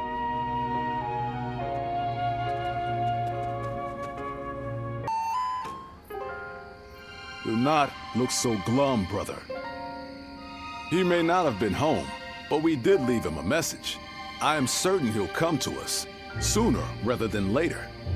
Yeah, after all, Liu Bei himself went to him for a visit. Zhuge Liang's bound to return the favor after a gift like that.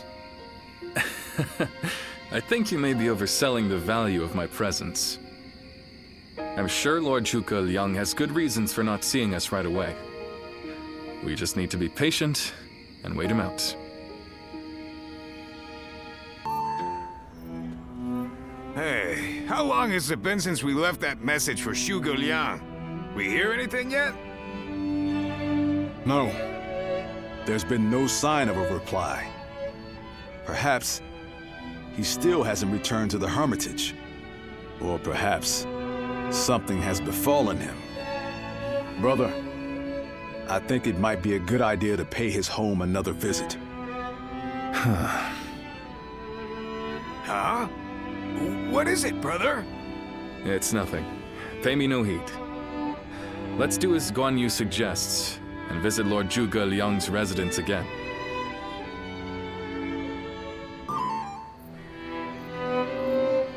That Zhuge Liang still isn't there. Something strange, I tell you. What's he playing at? I don't understand it either. Could it be that he's trying to avoid our brother?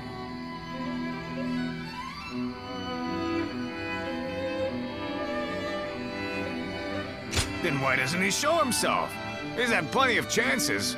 How many times does he expect us to visit? Whatever is going on, it's too early to tell for sure. Let's give him a few more days, and then try again. But if Lord Zhuge Liang really doesn't want to meet us, perhaps it would be better for all our sakes to give up now. What do you think, Shishu?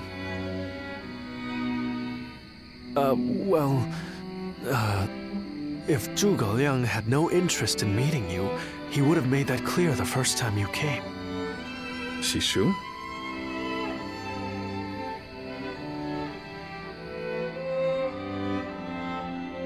Hey, Shishu. What's wrong? You've been acting strange recently, like you've got the weight of the world on your shoulders. No, Forgive me, Lord Liu Bei. I can't. That is to say, I am unable to continue to serve you. I am very sorry. What? What are you saying? I'm sorry, but I cannot explain why. All I can say is, I have to leave for the sake of my elderly mother. For your mother? I see. I can see in your eyes that if you had your way, you would rather stay here. But let me commend you on making a brave decision. Such filial piety is to be admired, especially in this day and age. I won't try to change your mind. Rather, if there's anything I can do to help you and your family, name it. If it is in my power, it will be done.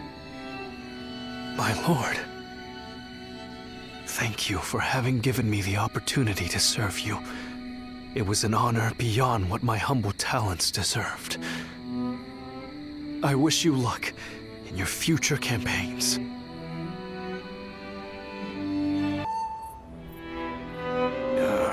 I'm telling you, I don't like it. Why do we have to keep crawling back to him? If it's a show of sincerity he wants, we've given him more than he could possibly need. It's high time he showed us something in return. You can stay here if you like, but I am going to his hermitage. How many times do I have to say it? I'm not so grand that I've become too proud to beg. In the end, I'm just an officer in the employ of Liu Biao. I have no power of my own. I'm the same man I was when we first set out from Yo. Back then, did you think we were so important that wise men would come running at our call? No, but... Shishu said that if Lord Zhuge Liang truly did not want to meet us, he would have said so the first time we came calling. But he hasn't refused us yet, has he? Not outright.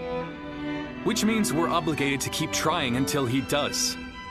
He will eventually give us his reply one way or another. Now that we've lost Shishu, our need for a military strategist is greater than ever.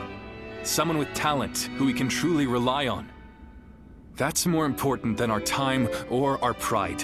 So please support me in this, both of you, for a little while longer.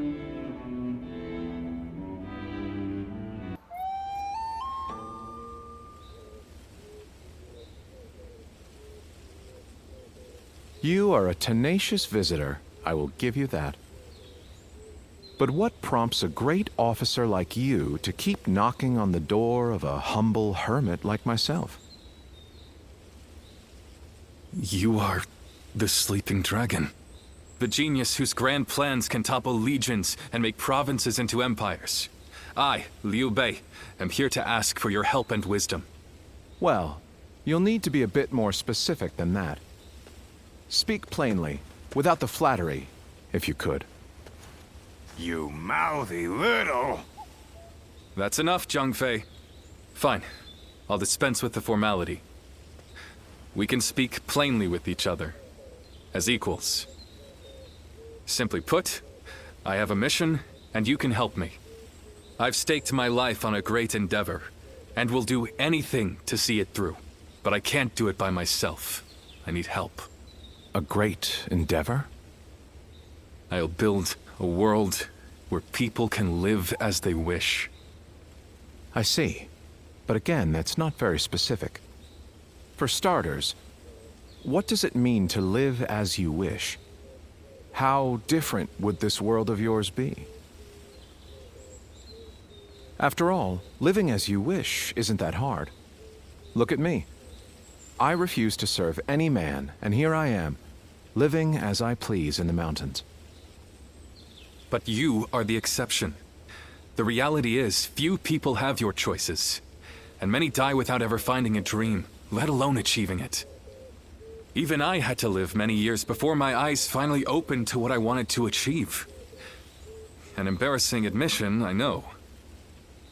Then tell me this. If some men live as they please, and some men don't, what is it that divides them? War, chaos, and anarchy keep men from their dreams. A trite answer, I know, but true nonetheless.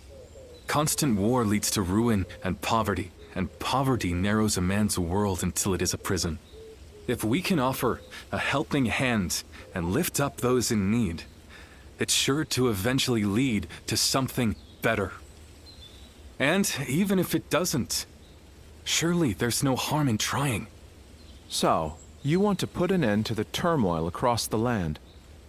Is that your dream, Lord Liu Bei? I don't know. Yes, I suppose so. But it's not that simple. If peace were merely the absence of turmoil, I could stop fighting Lord Cao Cao today and achieve it. Brother. But Lord Cao Cao only sees the distant future. He doesn't see the destruction that he leaves in his wake. All the men, women, and children who died having never found their dreams. All those lives cut down, sacrifices to his grander vision. I see the righteousness of Lord Cao Cao's cause, and I understand the sacrifices.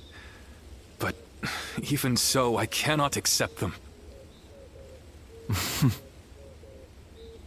Laugh if you want. I know that what I'm saying seems like the selfish desires of a child. Maybe so.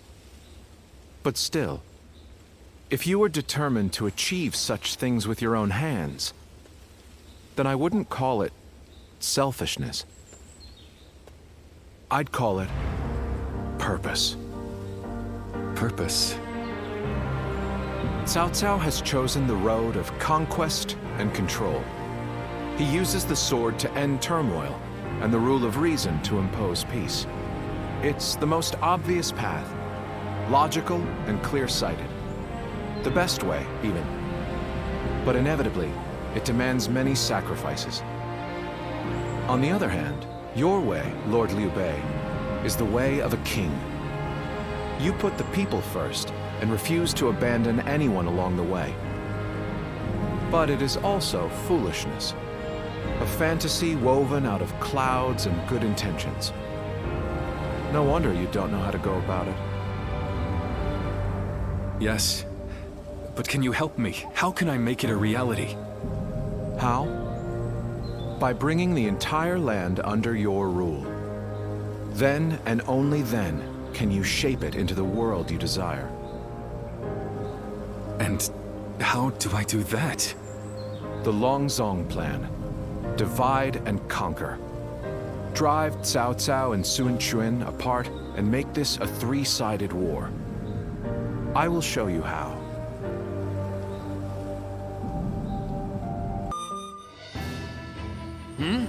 Where's Lord Liu Bei? Is he with Lord Zhuge Liang again? Yes. Ever since he brought Lord Zhuge Liang back here, they've been holed up together, talking day and night. He said he feels like a fish who's finally found water. All his vague ideas for a better world are being hammered into solid plans. I don't think I've ever seen our brother look happy. That's all well and good. But what exactly are they talking about every day? I don't like it. Not one bit. We stood by him through thick and thin ever since Yo. I'm not sure I like it either.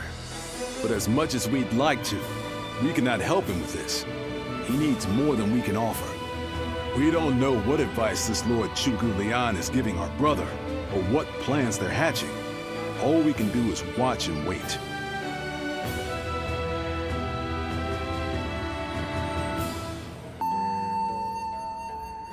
In the next battle, we expect the enemy to attack with a large force, which means we will need to defeat them with wits. Whoa, hold on, slow down there. What's this next battle? Who's going to be attacking? And when? Forgive me. I left out some key information. Cao Cao's forces will soon march against us.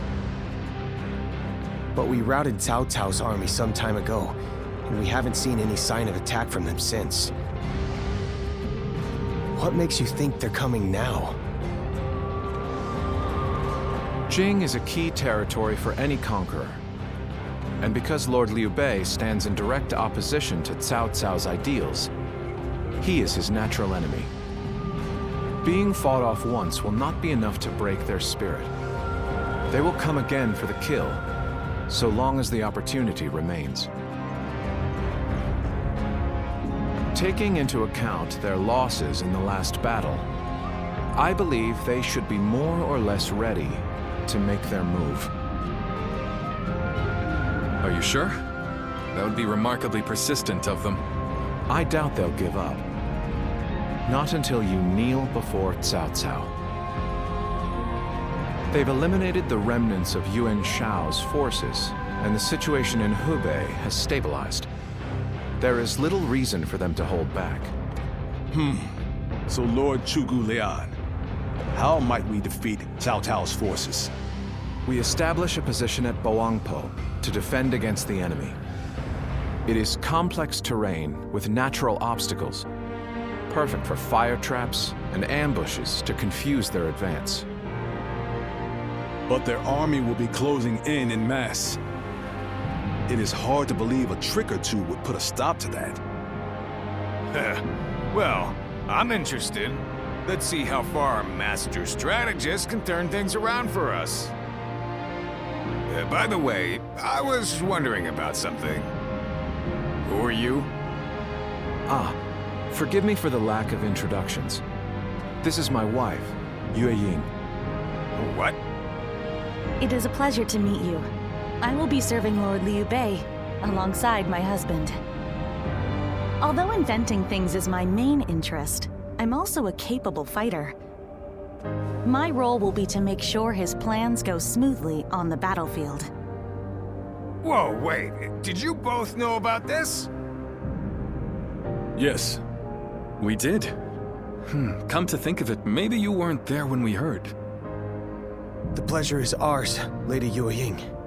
Zhao Yun, you're okay with this? Hey, I know you've got something to say about all this, don't you? You don't? I will do whatever I can to assist my husband and everyone here. We appreciate it. I, for one, am glad to have another ally we can depend upon.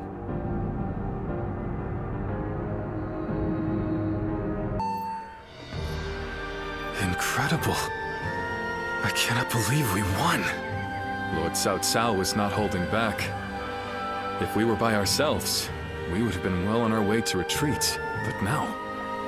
I hope I was able to show some of what I am capable of. You did.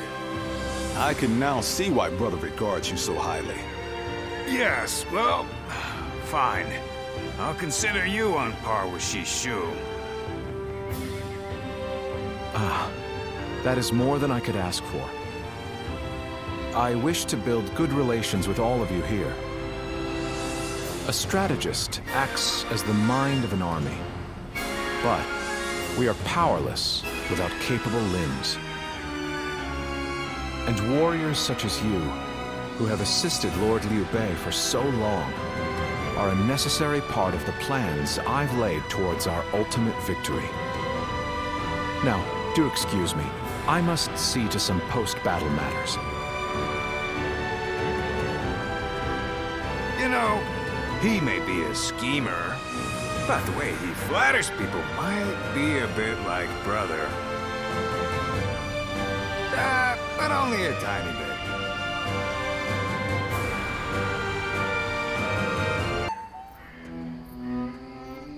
There is something we must tell you. We have heard that Lord Liu Biao fell ill a few days ago. His condition appears to be quite serious. I mean, he is getting pretty old. They say he doesn't have a lot of time. Yes, one can't help but think back to what happened with Tao Qin. Back then, he refused the offer of governorship, which eventually led to Louis Bu taking over Shu province. But now that Lord Chugu Lian is our strategist, I wonder if brother's answer will be different this time around.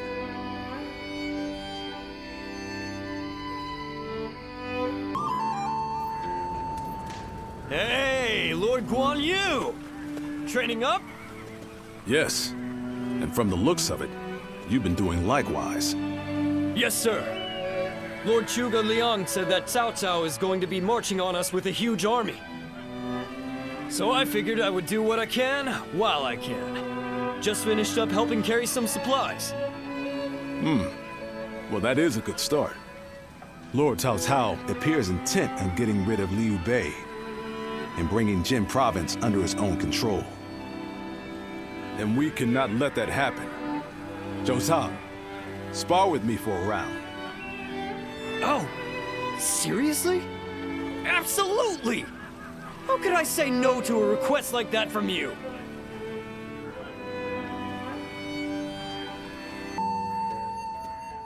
Shishu, why are you here? Lord Liu Bei. You have come to call for our surrender, have you not? As a messenger of Cao Cao? I see you have not changed, Zhuge Liang. You see through it all, even without a word. Lord Liu Cong has already surrendered to Cao Cao's forces. He supposedly promised that he would hand you over. No. No matter how great of a strategy Zhuge Liang puts into motion, the moment Lord Liu Cong switched his alliance, you lost. And while this may be unexpected coming from your enemy's messenger, Lord Liu Bei, I beg of you, you must escape. You will have more opportunities as long as you stay alive. Shishu is correct, my lord. Although, that is not to say it is impossible to defend Xinye while fending off Cao Cao's army. You're saying there's a way? Indeed. We can use the people of Xinye as decoys to lure the enemy forces into the castle. There, we crush them. That will not do. By employing such tactics, we would be robbing the people of Xinye of the ability to decide their own fates. Which is why I said that Shishu is correct. Quickly abandoning the castle and running is probably our best option. Right. Okay. Let's do that. I appreciate your warning, Shishu. We can now hope to live to fight another day. You are too kind. Though I may not be able to leave Cao Cao's service, I wish to be with you in spirit. And that is why I will not provide strategies to him. Not now or ever. I might not be able to advise you directly, but there must be other ways in which I can help. No. Any subterfuge of that kind would only be a detriment. Instead, would you be willing to help us plan our next move? You want me to help you plan? Abandoning the castle is one thing, but getting away safely is another, and requires us to prepare some sort of strategy. And, with your wisdom, I am certain that we can make that strategy even better. There is no need to worry. If you make but a small contribution, Cao Cao will not notice. You really haven't changed, have you? Fine. A small contribution it shall be. I trust you shall utilize it to aid Lord Liu Bei's cause.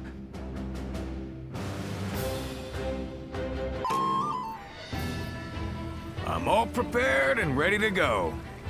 I think I'm getting used to abandoning castles and running away. I am sorry. My stubbornness just keeps causing more trouble. You need not worry, brother. All we need to do is survive, just like we've always done. Right.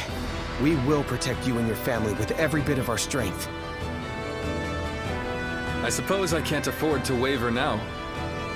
Especially with my brothers cheering me up. All right.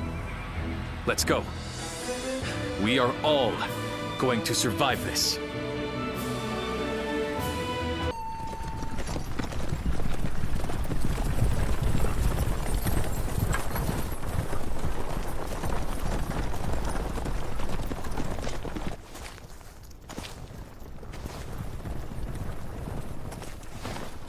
My lord! My lord! I'm grateful to see you.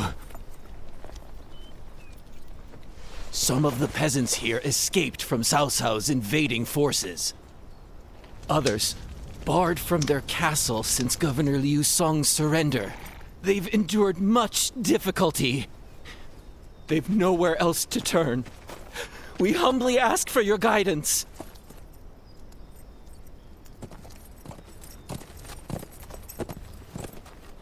Bringing them along would inevitably slow our march's pace.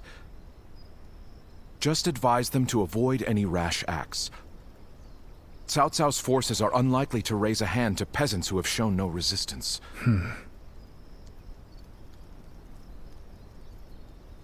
Zhuge Liang. The Longzong plan required the acquisition of Jing province. Huh. My lord?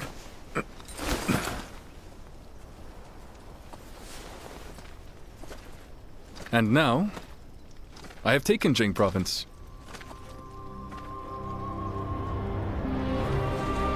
It would be truly strange to suggest relinquishing it now.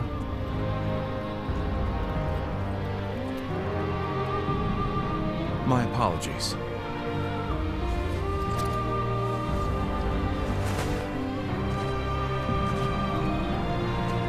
Indeed, a kingdom is more than land. It is those who call it home who are truly vital. And you have indeed taken Jing province. So, let us combine our abilities to overcome hardship and discover the way forward. To your kingdom, Lord Liu Bei.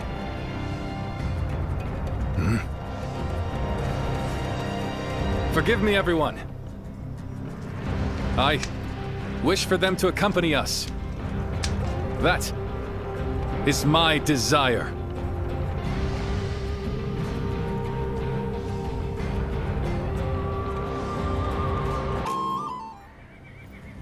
Our advance is far too slow. We need to put some distance between us and Cao Cao's forces, but at this rate, they'll catch up to us. The cause is fairly obvious. I cannot just leave those who came to me seeking help. Yes, I understand that. And it is my job to do something about our current predicament. Well said. I will now head to Jiangxia. The governor there, Lord Liu Qi, owes me a favor. We may be able to ask him for protection. A favor, eh? Just what kind of scheme did you pull? Oh. It was nothing, really. Lord Guan Yu, I would like you to accompany me to Jiangxia. We will borrow his troops, then return to escort Lord Liu Bei. Very well. Zhao Fei, Zhao Yun, take care of Liu Bei until I return. Of course. With my life. Thank you. All of you. My life is in your hands.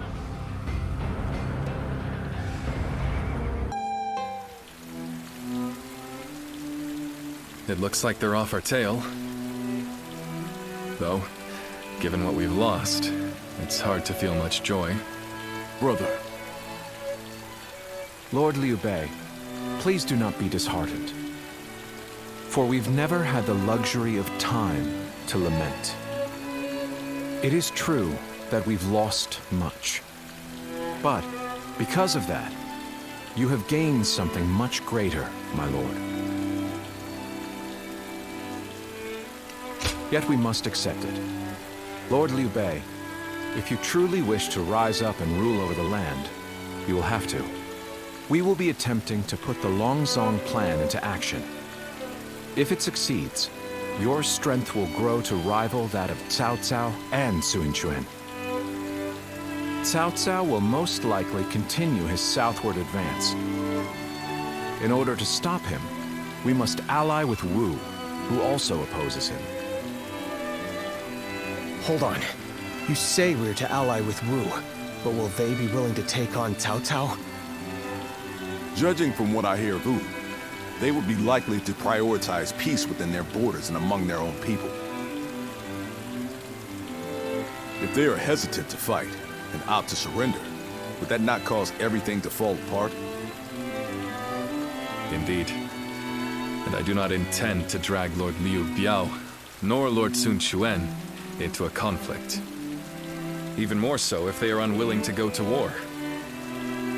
I am fairly certain that, like us, those in Wu do not wish to see Jing fall into Cao Cao's hands. They must know that he will be their enemy eventually. It may take time for them to decide, but I expect they will stand up and fight. But for now, let us reorganize our forces in Jiangxia. That is the first step.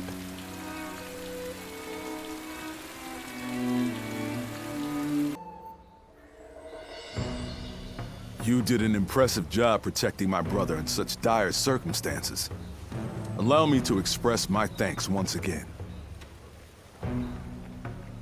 You have done far more than that. We could hardly have made it this far without you on our side. Lord Lu Qi, the ruler of Chengsha, and an acquaintance of Lord Chugu Lian, has promised to lend us his aid. But as I'm sure you know, Cao Cao's forces will neither bend nor break so easily. The many talented officers under his banner will no doubt demonstrate their might and their cunning on the battlefield. To call them the strongest army in the realm would be no exaggeration. Our brother faces no greater threat than this. However, we have no choice but to overcome them. Brother now has an ambition to fulfill, and people to protect. All that remains is to make his dream a reality.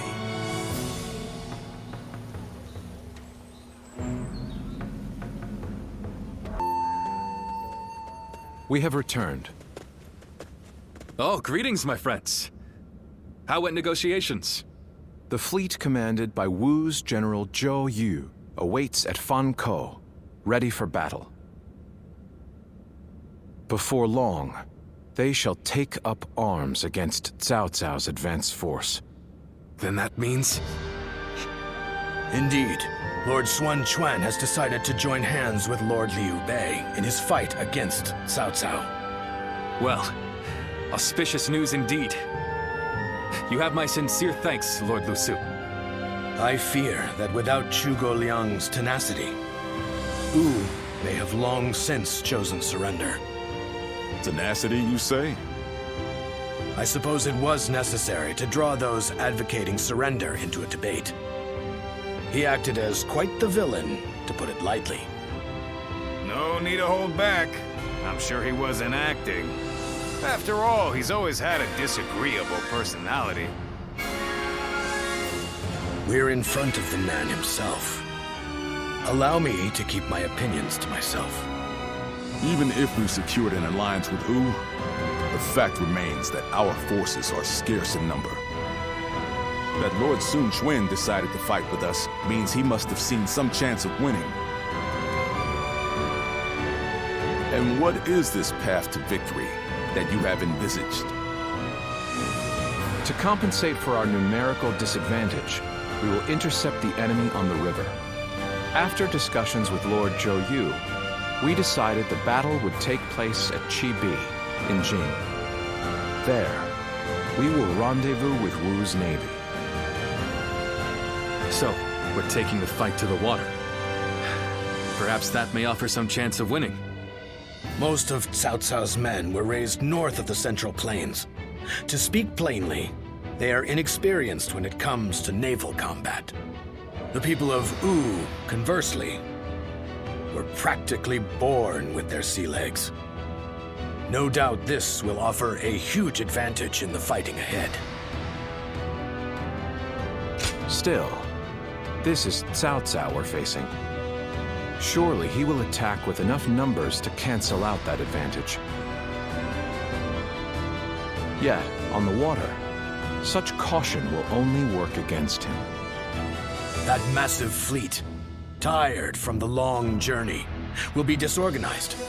Fatigue will lower morale, and the Yangtze will hamper their maneuvers. The enemy won't be able to deploy quickly, which will effectively immobilize them. And when that happens, we shall set them ablaze. Thus shall Cao Cao's forces lose any hope of fleeing and sink into the Yangtze. Amazing. Do you truly think we could pull off such a feat? This is no time for conjecture, my lord. We simply must. Our lives depend on it. Lord Lu Su. Yes. Yes. It is as you say. All the more reason for us to hurry to the rendezvous. To Chibi, with all speed.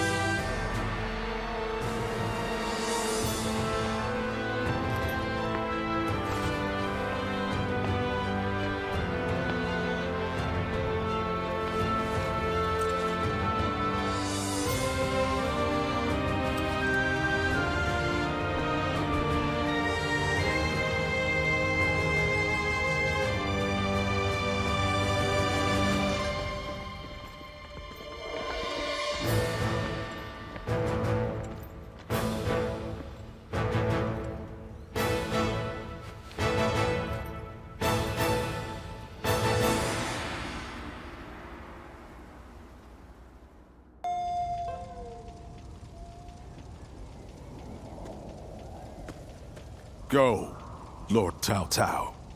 You won't cut me down? I shall not. You saved the lives of people dear to me, and my brother, and so I owe you a deep debt of gratitude.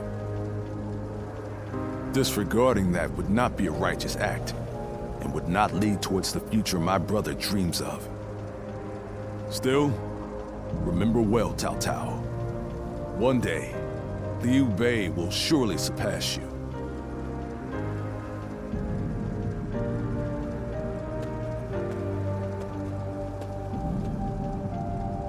I shall not allow that. My triumph over him is inevitable.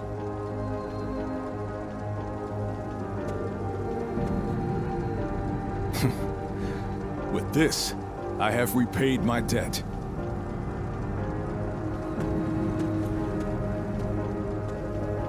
Ah, it's you. Indeed. This is for the best. Lord Zhuge Liang dispatched me to this place precisely because he knew I wouldn't cut down Lord Cao Cao. If he dies now, Wu will be the next to build up their strength. And if that happens, the Longzong plan shall not come to pass. The future and freedom of our people is at stake here. Although the world is wrought with turmoil, my brother still shines as a guiding light of righteousness. And although many have perished along the way, their sacrifices will not be in vain.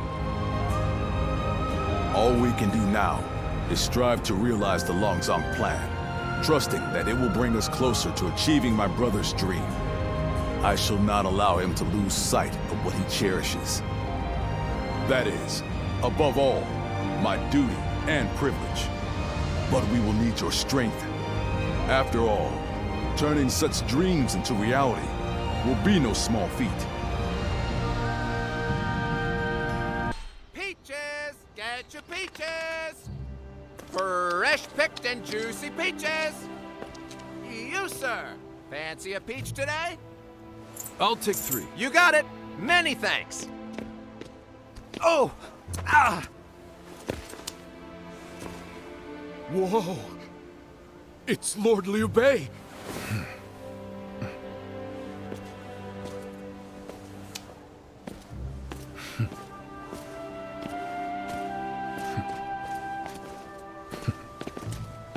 The people seem to be living relatively carefree lives. All thanks to your benevolence, brother. I hope that's the case. They used to be down in the dirt alongside us, and now they're living happily. Having put our lives at risk for them was worth it. Yes, I agree.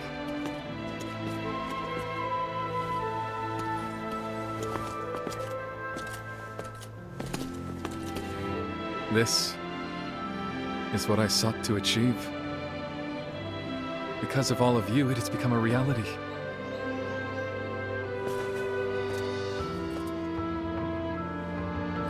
Thank you.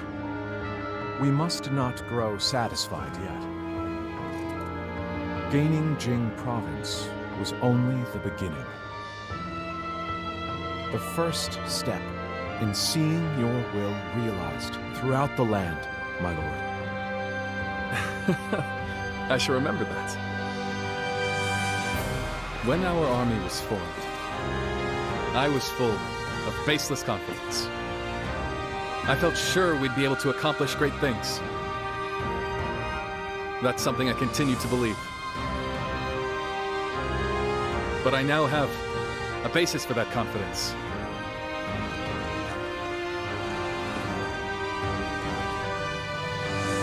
And that's all of you. So, shall we begin? What is most important now is the realization of a just world.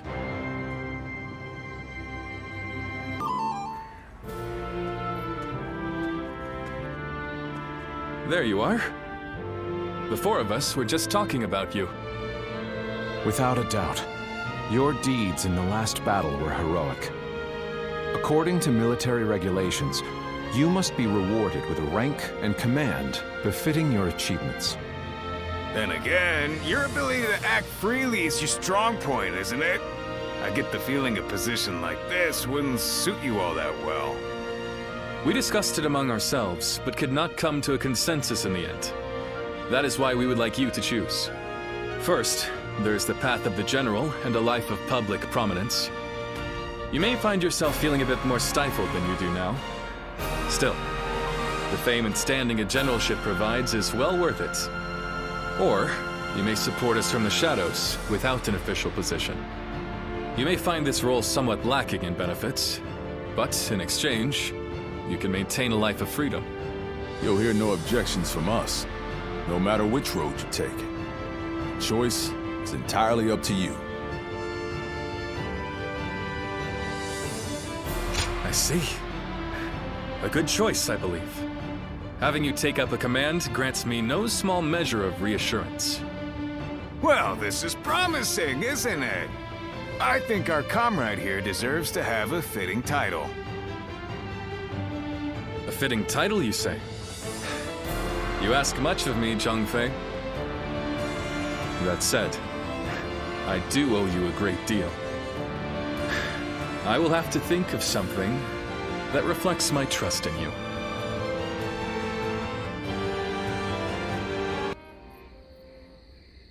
This place has the feeling of a second home.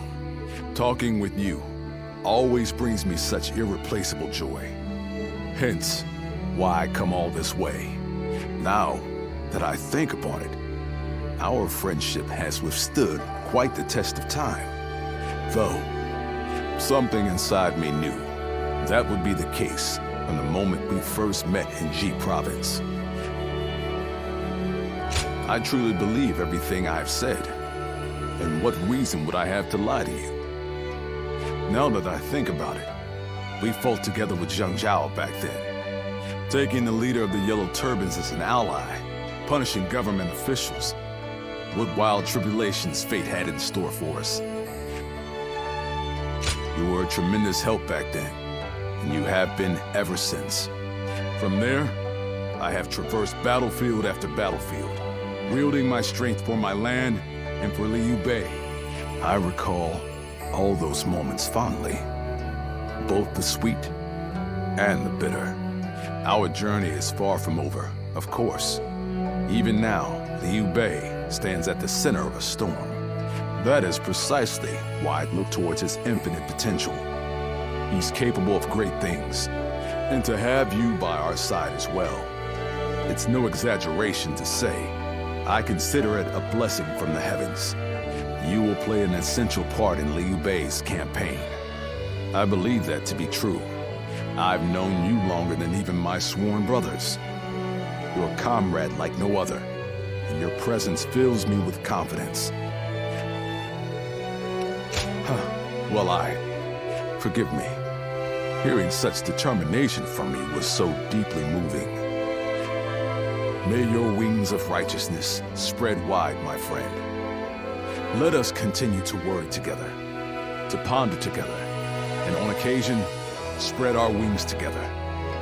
And after that, we shall ensure that Liu Bei accomplishes great things